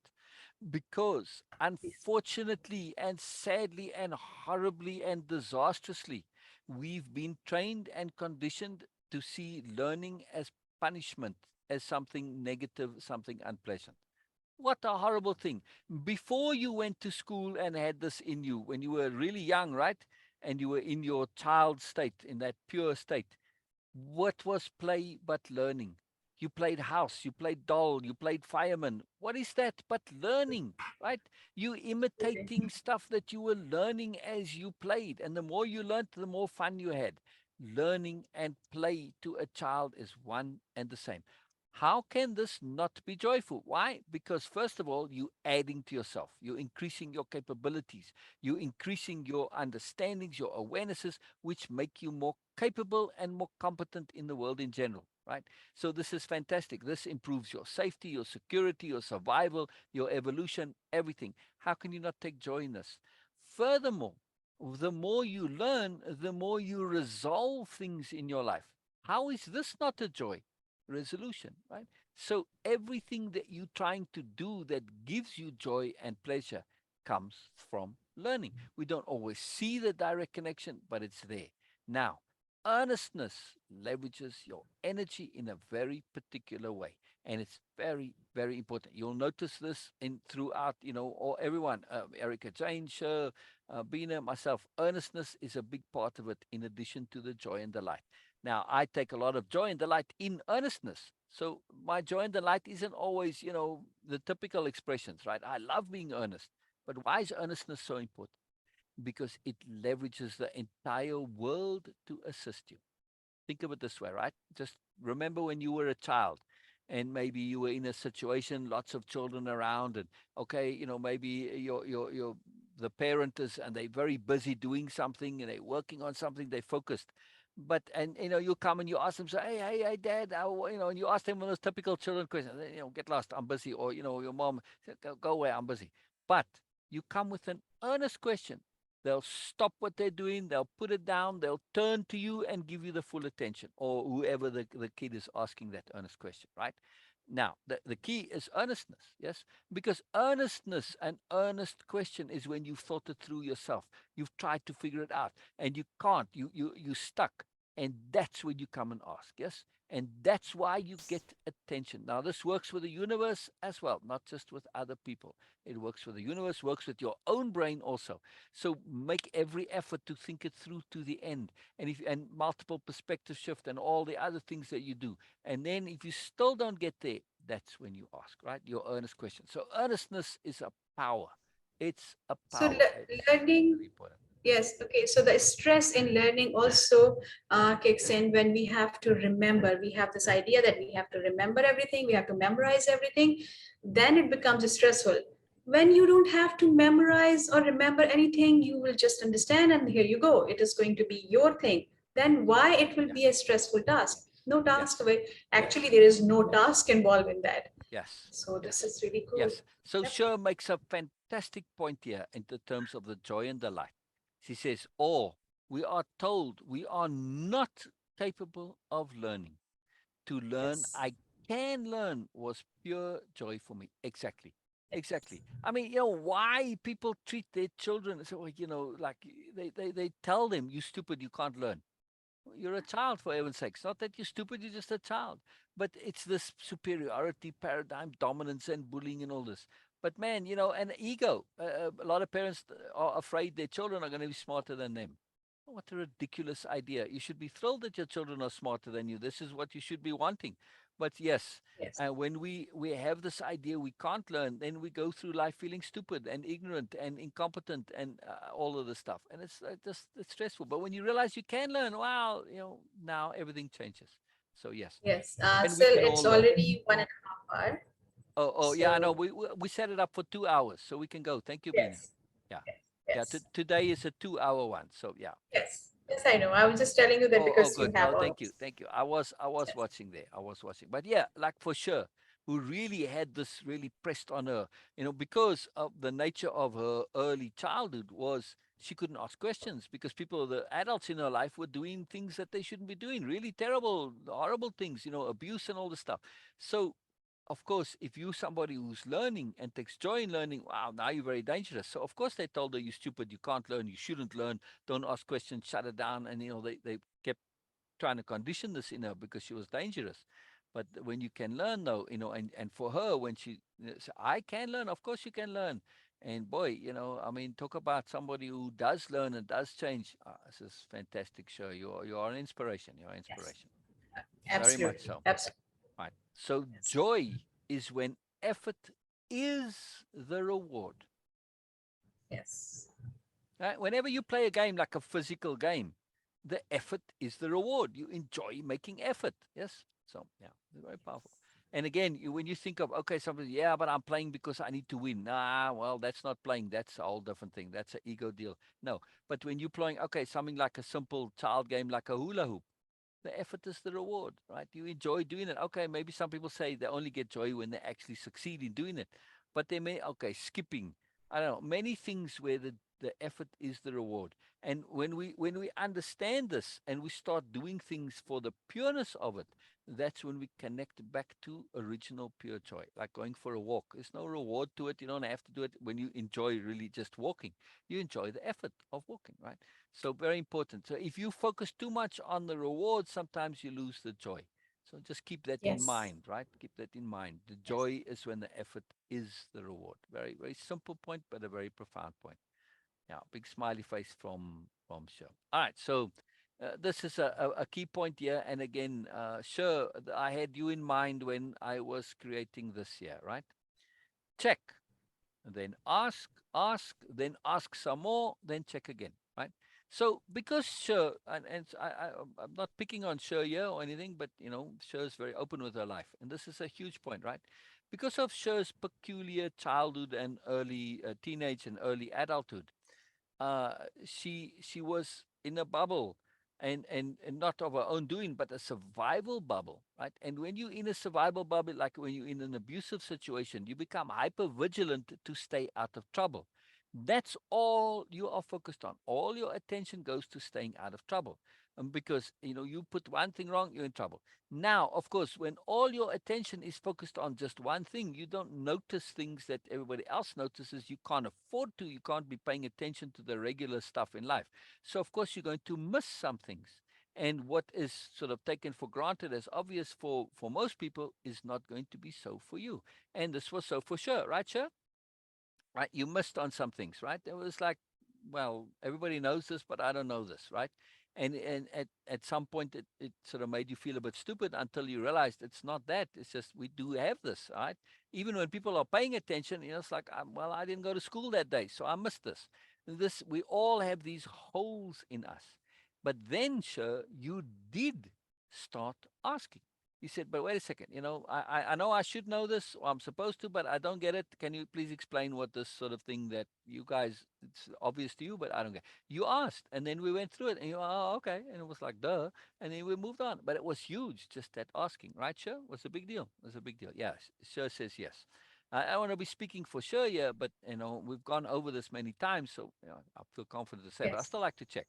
So this was a huge deal. That's a huge, huge deal. Now, to ask, especially when you're doing a course or a program, is absolutely essential. Because if you don't, you're going to get stuck because you're missing a key element in what you do, like a key understanding of a particular word that everybody uses, but like, I don't get this. It doesn't make any sense to me.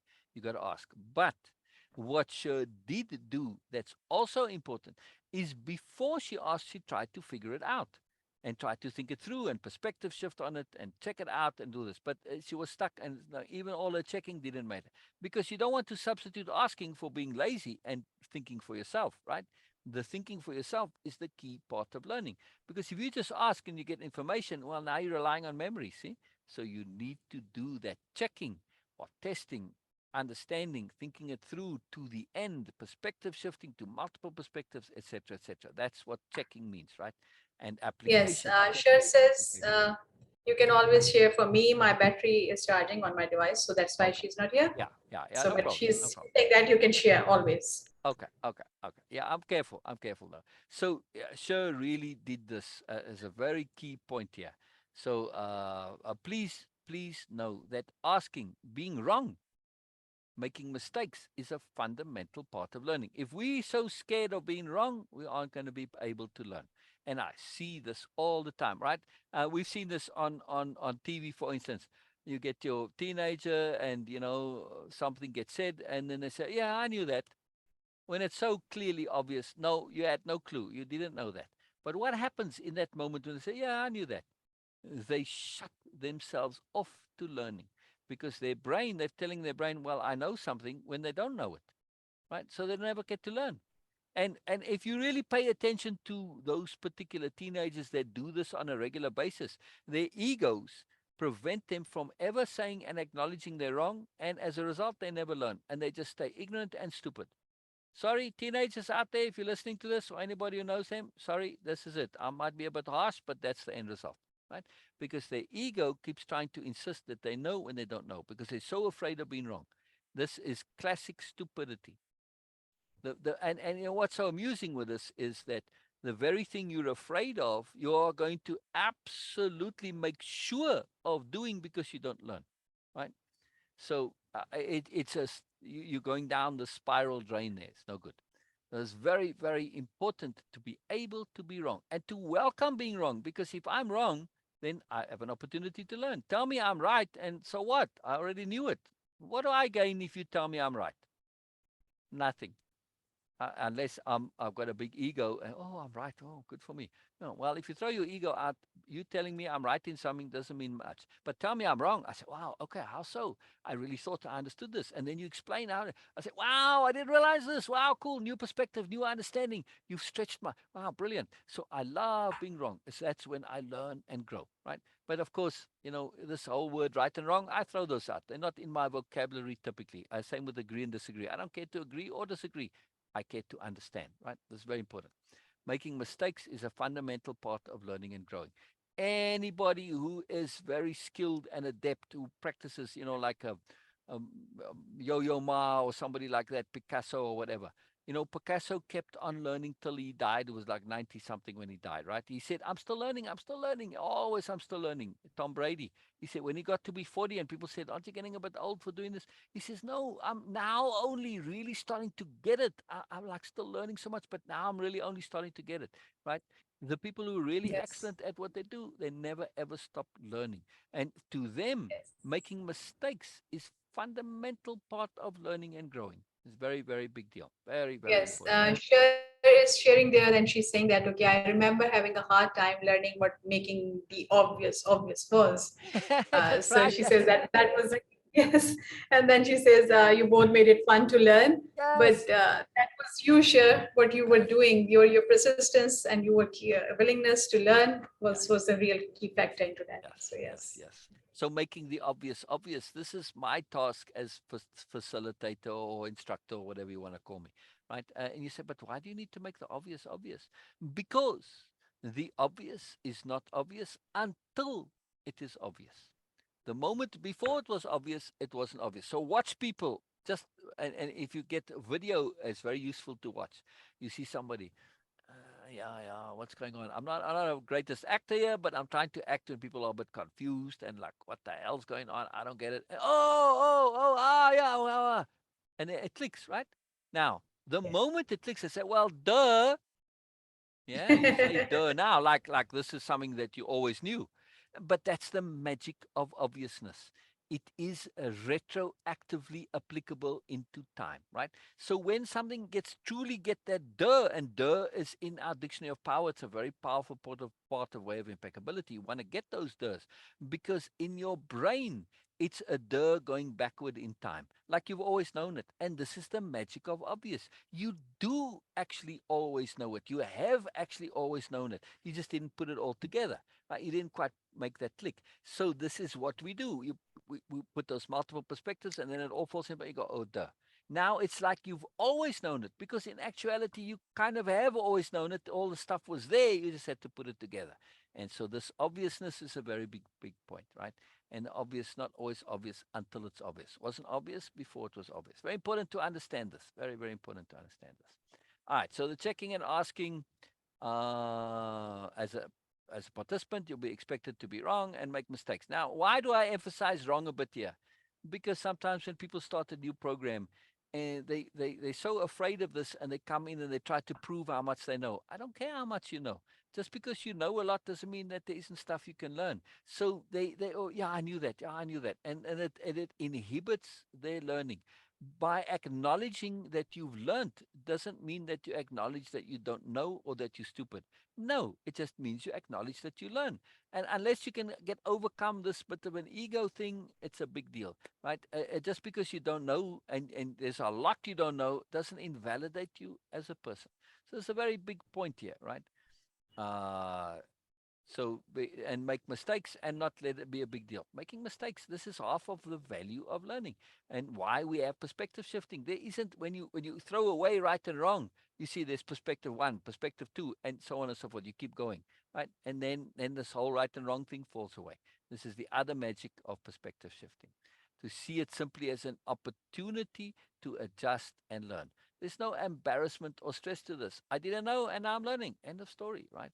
It's core to what capital P practice is. So anybody who's practicing their musical instrument, that's what they're doing. They are testing, and like somebody who's really skilled, right? Like Yo-Yo Ma, and he practices the cello, right? He's not just repeating the same thing over and over when he's practicing. No, he's sometimes experimenting and testing, pushing the boundaries of what you can do. And that doesn't work. Now, and this is how he extends his mastery of that instrument, right? By getting it wrong. And of course, also by getting it right, right? But you know where the boundaries are and where you can push things and how you can distort things. So this is a very big deal, very big part of capital P practice is getting things wrong on a regular basis, right? And also, of course, getting things right. But if you don't have the getting things wrong, you don't know where your boundaries are. You don't know where the edges are. It's very important. You don't know where your knowledge limitations are. If we cannot have an opportunity to practice what we don't yet fully know, how are we to get to that full knowing, right? This is very, very, Yes. very key. All right, so take sure now, right? Yes, Yes, and mistakes. Cher is saying that mistakes, yes, Yes, mistakes, alternative choices in learning. What a brilliant takeaway. exactly, Yes. exactly. For me, I don't even use this word mistakes or failure. It's just alternative learning. End of story. That's it. It's always alternative learning. Absolutely, yes. So when we, I was going to say,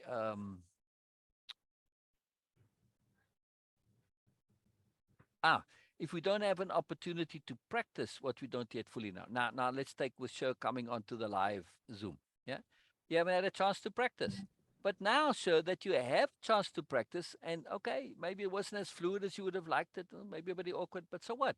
In practicing, you get to be more comfortable, and the more you practice, the more fluent you get. And if you want to be good at something, practice is inherently part of it, right? So we have to be able to practice initially, at least in the first starts, and be comfortable with getting it wrong. Because if not, you will never ever get to practice. And when it's something like a live video, you'll never ever get to be good at it if you don't practice and get it wrong. Right now, I have many friends who do live videos on a regular basis. I give a shout out to Connie, which as she's come on live with me sometimes.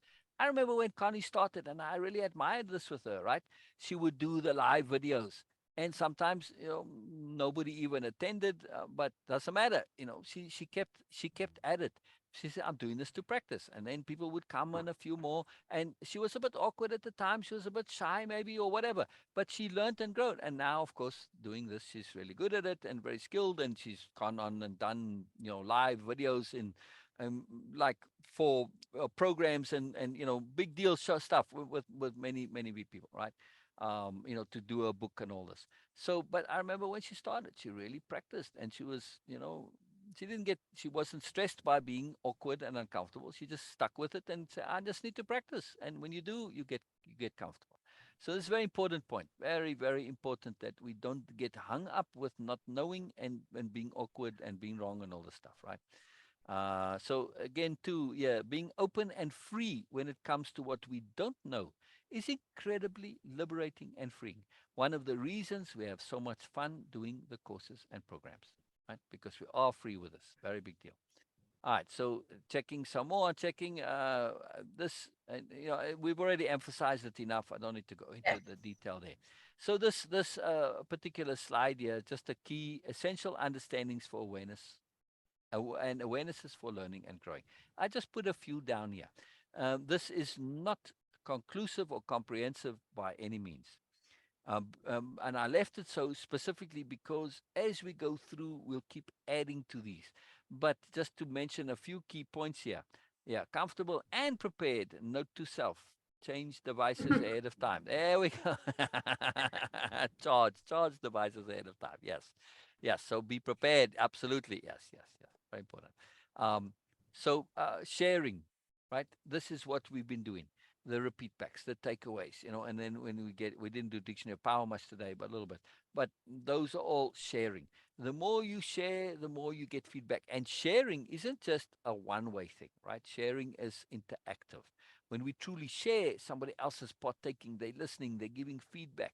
This is real sharing, right? Capital S sharing. Strategy. All right, sure. Strategy, very, very key for learning.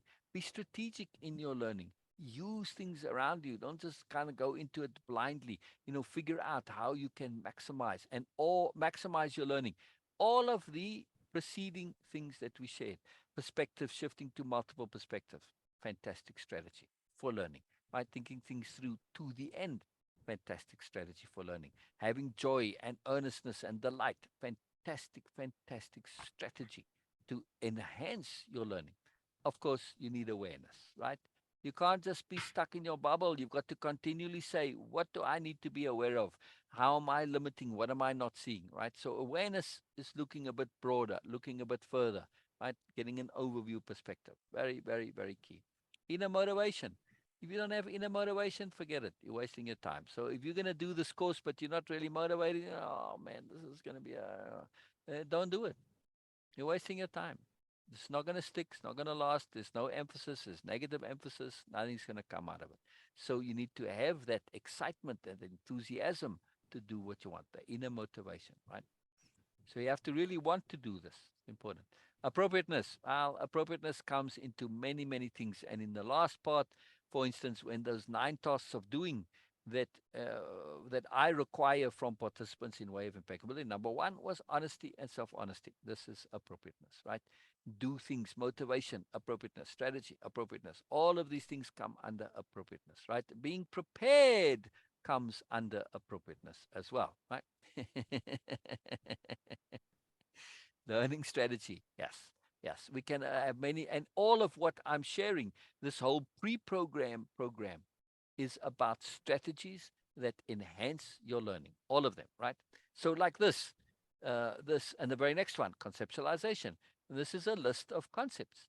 The ability to conceptualize enhances your learning like it's incredible. Now, that's a long lot to that, right? It's about learning to strategically use emphasis. This is what the Dictionary of Power is all about. But again, that will be a long thing to go into.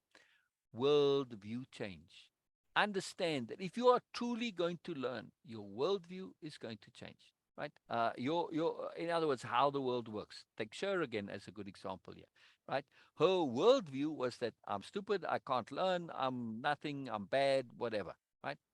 But if you're not going to be open to worldview change, you can get stuck in that worldview, right? And Sher was in that for a long time. Now, she fortunately didn't get stuck in that, to her great credit, which is fantastic, right? And of course, the change, when she allowed that worldview to collapse, that's what happened, right? Sure, was a big deal. Yeah, this is where you're at now. Right? You're not clinging to that old worldview. Now, sometimes people have a worldview which sustains them. I'm important. I know stuff and all this. You may be the CEO, but you might still need to learn the stuff in way of impeccability, right? As you haven't acquired integrity and conscience and all of the stuff, energy management, mood management, how to leverage your self-conception, all of the stuff. So many. I won't even go into all the stuff, right? That's for next week, right? So it doesn't matter how important you may be, there is potential for learning. And I see this all the time. It's actually way of impeccability is designed for people whose lives are already kind of successful, but they realize, you know what, there's more in life, right? The typical midlife crisis or burnout, this is what it's designed for. People who want that real moreness in life. And then they come and now they have a worldview. If they can't let go of this worldview of, you know what, I kind of know what's going on already and I'm important and blah. If you can't let go of this, you're not going to learn, right? So worldview change is absolutely critical for true, real, deep learning. It's going to happen. It's going to happen. Yes, the worldview change, sure says. Ugh, that was hard but necessary. Now, why? Because our existing worldview is what is keeping us comfortable, and this is, we're used to it, we're familiar with it, and we don't want to explore outside of that because, well, what's outside of our worldview, this is dangerous, this is uncomfortable, this is awkward, blah blah blah blah, right? So just be realize that worldview change is going to happen. And I actually give this as a disclaimer sometimes for way of impeccability. Be aware at some point that you might have this worldview collapse and you might not feel so good about it. It's called going through the void, right? It's like, in order to put on a new skin, you have to get rid of your old skin first. Now, if you have to discard your old skin, you're going to be a bit raw and vulnerable. All your nerves are exposed. Yes, but you can't put on a new skin until you get rid of the old skin. Okay, so this is part of profound, deep learning. Is this worldview collapse or going through the void? There's that period where you in the void, where you're nothing. You've left the familiar and you're crossing over into the new and the magical and the awesome. So very, very important point. Openness to moreness. If you think you know, you're not open to more. And if you're not open to more, all that magical awesome moreness is going to not be available to you. And that is just profoundly, profoundly sad. Yes, moreness is magical, is awesome, is fantastic, it's wonderful, right? Yes, the world does not work the way we think it does. Thank you, sir. Absolutely. Right? This is a thing that we repeat over and over and over to each other, like Sher just did. This is a big deal. We think we know how the world works. Come on, man. There's a lot more to it than you think. And the way it works is even to how you think, right? A lot of people think they understand how things work, but then you start to get into things like an intent and attention and emphasis, like we've already said. And we can go even further with that into it. Man, world starts to be quite magical and awesome and marvelous. Assuming responsibility. It's on you. If you don't know, it's on you, right? And this is a big deal. So if you don't assume responsibility, you live in a complaint world. Well, whatever happens, it's not my fault, it's somebody else's. The world's fault, somebody, or whatever. Right? My birth, my upbringing, I don't know, whatever. Right? You always in this of making excuses and complaining, essentially. But when you take responsibility, now you say, it's up to me. Wow. Now, if it's up to me, I better learn. Now you want to learn because you know, really, at the end of the day, this, you can't avoid saying it is your responsibility. Anything else, just BS. So very, very big point. I could probably go on about responsibility for a long time. And, of course, in Way of Impeccability, we do. It's a big deal. Acceptance of connection. If we don't accept that things are connected and we can connect with others and all this, then nothing's going to happen. So it's a very big point. Now, there's probably a whole bunch more that we can put in here. Yes, assuming responsibility, sure, it's huge. It's huge. It's huge. Again, too, especially if you come from trauma and a victim mindset, this is the key to get out of that, is to start assuming responsibility. Yes, of course, things were done to you, right? That's indisputable. But you have to assume responsibility for getting out of it. and for thinking for yourself and all of this stuff, right? So a very big deal, very big deal. And even if you perpetually, if you read survivor stories of people in situations where they had no power, like for instance, people in the concentration camps, right? Like during the Holocaust or in Vietnam or wherever, right? In that type of a situation where they're not there through their own doing, not like in prison, but even people who successfully survive prison, right? And sometimes when they're innocent, put in prison. Survivor stories of situations where people weren't in control, always they assumed responsibility for their own happiness. They found a way to make it better because they had this profound self responsibility. It's up to me to be happy, not the situation. It's what made them survive. Right? Some of them even said that was the best thing that ever happened to me. Right? It was like a major education. It changed who they were profoundly, deeply underneath. Very, very important point. Very big point. Not a lot of people realize there are people who spent like years in concentration camps and who ended up saying, "Wow, that was the best thing that ever happened to me." Right? Really profound. Really profound. All right. There's always the learning, learning, learning to sustain us and bring joy. Biala Noble. Yeah, yeah, yeah. Biala is quite magical. She loves learning. That's a very cool point. Yeah, not just to sustain us, but also to bring joy. But not only to bring joy, but also to sustain us. Learning sustains us. Very big point. All right, so the conclusion here, yes, much, much, much has been shared before we even get started. Now, again, keep in mind, all of this, we kind of gone over it fairly quickly. We haven't really gone into it in super depth like we will in other things, right? So just keep that in mind. We are definitely skimming through things here a little bit. It's all crucial so you can get that true and real lasting self change and life change you so deeply need and desire. We're not messing about here. This is serious and profound undertaking in which the rest of your life is at stake. Right? People ask me, "Oh, how much does it? What's the price of this?" I say, "The price is the cost of the rest of your life." Uh, uh, oh, when you put it that way, yeah, it's a big deal. Yeah, it's a big deal. So when you go for quick fix stuff, that's the price you pay. You keep paying over and over and over, and you never get resolution. So be very cautious, right? This is now you're not going to just fix the symptom, you're going to fix the underlying problem, right? Fix your internal way you set up your structure so you don't keep repeating the same symptoms over and over, right? This is a serious and profound undertaking in which the rest of your life is at stake. But, big, big but, now that all the seriousness and sobriety has been taken care of, the but is that it's going to be tremendous and glorious fun. Yes, yes, yes, yes. I mean, Sher and Erica Jane and Bina will absolutely share this with you. We have tons of fun on Zoom. We look forward to Zoom. It's joy. It's fun, fun, fun, fun. It's very powerful. It may seem counterintuitive right now. And you know, why does it seem counterintuitive? Because most people think that life change and self change is about dealing with my problems. And dealing with my problems, oh, I don't want to deal with my problems. This is a negative thing and it's stressful and it's unpleasant and awkward. I know. But that's not what we do.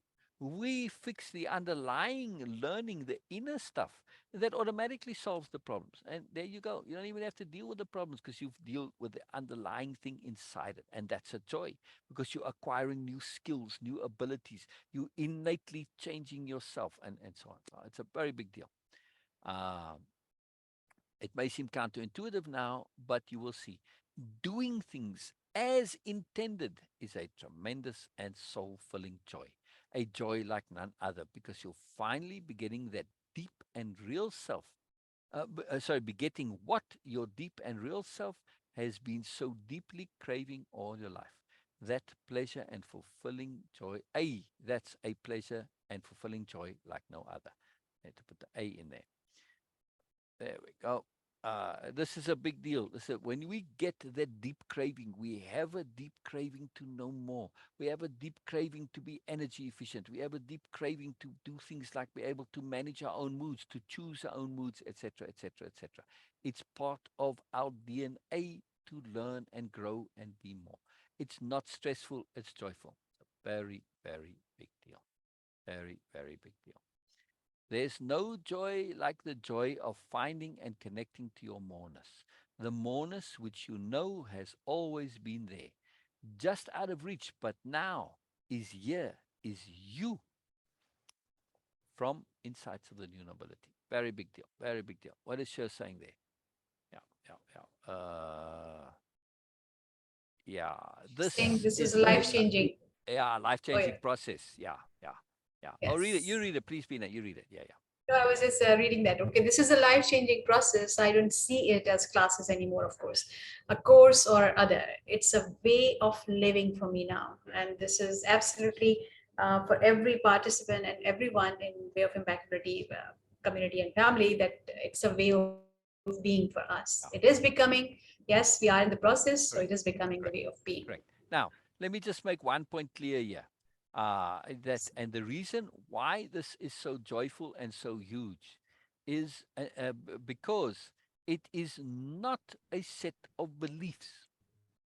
Right? Nothing in way of impeccability is asking you Yes. to believe anything. These are tools. They self-evident sensibilities. And this is the next slide. Next Yes. week we are going to go into what way of impeccability is, because we've been talking about a lot, and some people are saying, yeah, but what is this now? I need to know more. So we're going to go into it, and we're going to go through the curriculum, and we'll get into detail of what it's all about next week. Just because we've been talking about it, and I also want to make this point very clear, that it is not a set of beliefs. You don't have to believe anything. This is what makes it so powerful. And it's self evident sensibilities. To perspective shift to multiple perspectives. Is this sensible? Well, duh. Is it self evident? Well, when you think about it and duh. Yeah, yeah, yeah. Okay. If I can see more perspectives than just a few or one only, of course, this is valuable to me. Self evident sensibility. See, you don't have to believe anything. It's like a duh all in itself. It's obvious once you know it. This is a huge, huge big deal.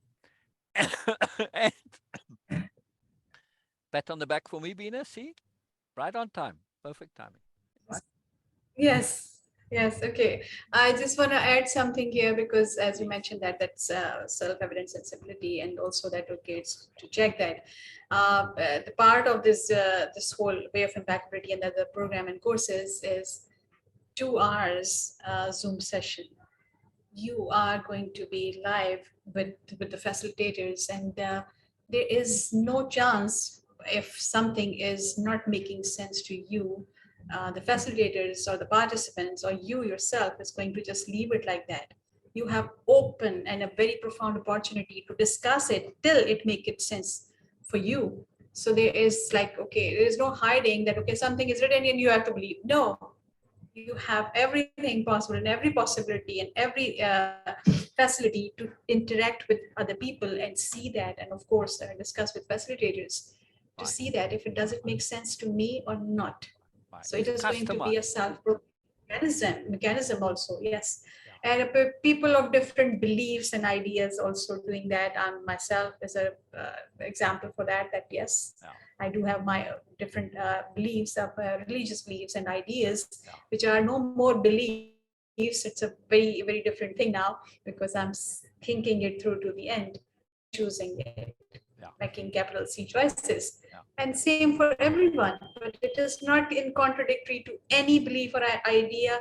Actually, you are going to give your ideas, your beliefs a real, true respect, due respect, and then you will going to choose it, not just by just accepting it without having any thought Yeah. about that. So this is Yeah. really, really profound. A very big deal. A very big deal. So we Very did big deal. this. Now, yeah. Right. Sure is saying, yes, Bina, we can ask questions, check our understanding, and work it out until it makes sense to us. Yeah. I appreciate that about Way of Integrity so much. Right. Yes, we all So do this that. is why I came back to this sharing and awareness and all of this. When I have this ability to discuss and share and get heard, and of course, capital H hearing, we'll talk about that next week. This is one of the programs that I offer, very sophisticated. It's part of the Monas project. Now, when you get heard, now you get feedback on yourself, you get understanding, it opens you up to more. It's a greater connectivity. You get perspective shifting on yourself through being heard. So the interactivity process is a huge deal. And of course, it's profound fun. Profound, profound fun. All right. So Yes. hopefully we'll see everybody next week. And again, also just a reminder that if you are watching this on the replay, leave your comments and your questions. We always respond to them. Oh, yes. No problem. We love to. We love to. We always do that. It's a very big deal. All right. Brilliant. Brilliant. One more thing to add from Shir, no one tells us what or who we are. We discover that for ourselves through way of Exactly. impeccability. Yes, Exactly. absolutely. Exactly. No Nobody can telling, no tell you. telling at all. Exactly. No telling, only sharing. Right. No telling, only sharing. And this is something that if you look like in the sassy group, look at the posts that people make. The ones that are telling you what to do, you're like, yeah, right, whatever, dude, and you move to the next one, right? Or do that. I call everybody dude sometimes, right? So when they share, though, when they get inside what's important to them, this is what you learn from. So yeah, we are very big on this point of no telling, sharing. It's a very big deal. If you tell somebody what to do, it's your Yes. opinion. I don't know what's valuable for you. I can share a range of options. I can share what's worked for me. I can share a self-evident sensibility, right? And then you can take it and use it. But you have to do that. You have to do that, right? So telling makes it your choice. It doesn't takes away your choice, I should say. Sharing makes it your choice. Very important, this difference between telling and sharing, and it's very integral to how we do things. No telling, no telling. Yes, all sharing. Yes, yes, yes. Yeah, no one tells us what or who we are exactly. We discover that for ourselves through way of impeccability. Yes, yes. Oh, it's a point that you already made. But yeah, it's such a big point. If you're gonna Yes. self-discovery, it's part Yes. of why it's in the name of the group also. Right? Self-discovery is critical for self-awareness and for self-improvement. All work together. And that's why it's a discussion group. Now the idea is we don't always get as much as I like in the Zoom sessions. The intent of the group to that discussion, oh, we go crazy. Yeah? I mean, sometimes we'll spend all of the time on some, but it's important to you. And this is why we'll take how many ever long it takes until you get it. Doesn't matter whether it's important to me or not, right, Bina? If it's important to Yes, whoever, the absolutely. participant, this is the key. All right. It's fantastic. Fantastic. Absolutely. All right. So Fantastic. Okay. Thank you so much, Sil. Thank you always a so pleasure. much, Shir. Thank you so much, Erica. And thank you so much, everyone who is going to watch it on record also. That was brilliant. Thank you so much, Sil, again, because Yeah. that is something in itself. This whole presentation in Yeah. itself is something very huge. If anyone just put some effort and then invest some time and energy into this, I think that they are going to get way much more than their own expectations from that. So yes, brilliant. Erica, Jane, and Sher put it in Zoom chat, and I missed that. So yeah. Yeah, but okay, I figured that was the case. All right, brilliant. Yeah. So we'll see you all next week again, and this is going to be fun to go through all the details of what Way of Impeccability is all about, Yes. because it's also the underlying intent of the group. It's right there in the title, the cover slide, cover thing, right? The name of the group, right? It's there. So it's underlying. We don't always get to share all the details of Way of Impeccability as much in the group, but now we are a little bit, right? I haven't done that before. Okay, brilliant, brilliant, brilliant. So, all right, see you guys all next week. Bye bye. Thank you, Bina. We'll see Thank you you guys. very much, Bye. Bina. Marvelous, marvelous. Bye bye. Bye for now. Stop live stream. Okay, I'll just end it and then I'll come back. I'm just going to end everything, Bina, and then we'll come back. Okay.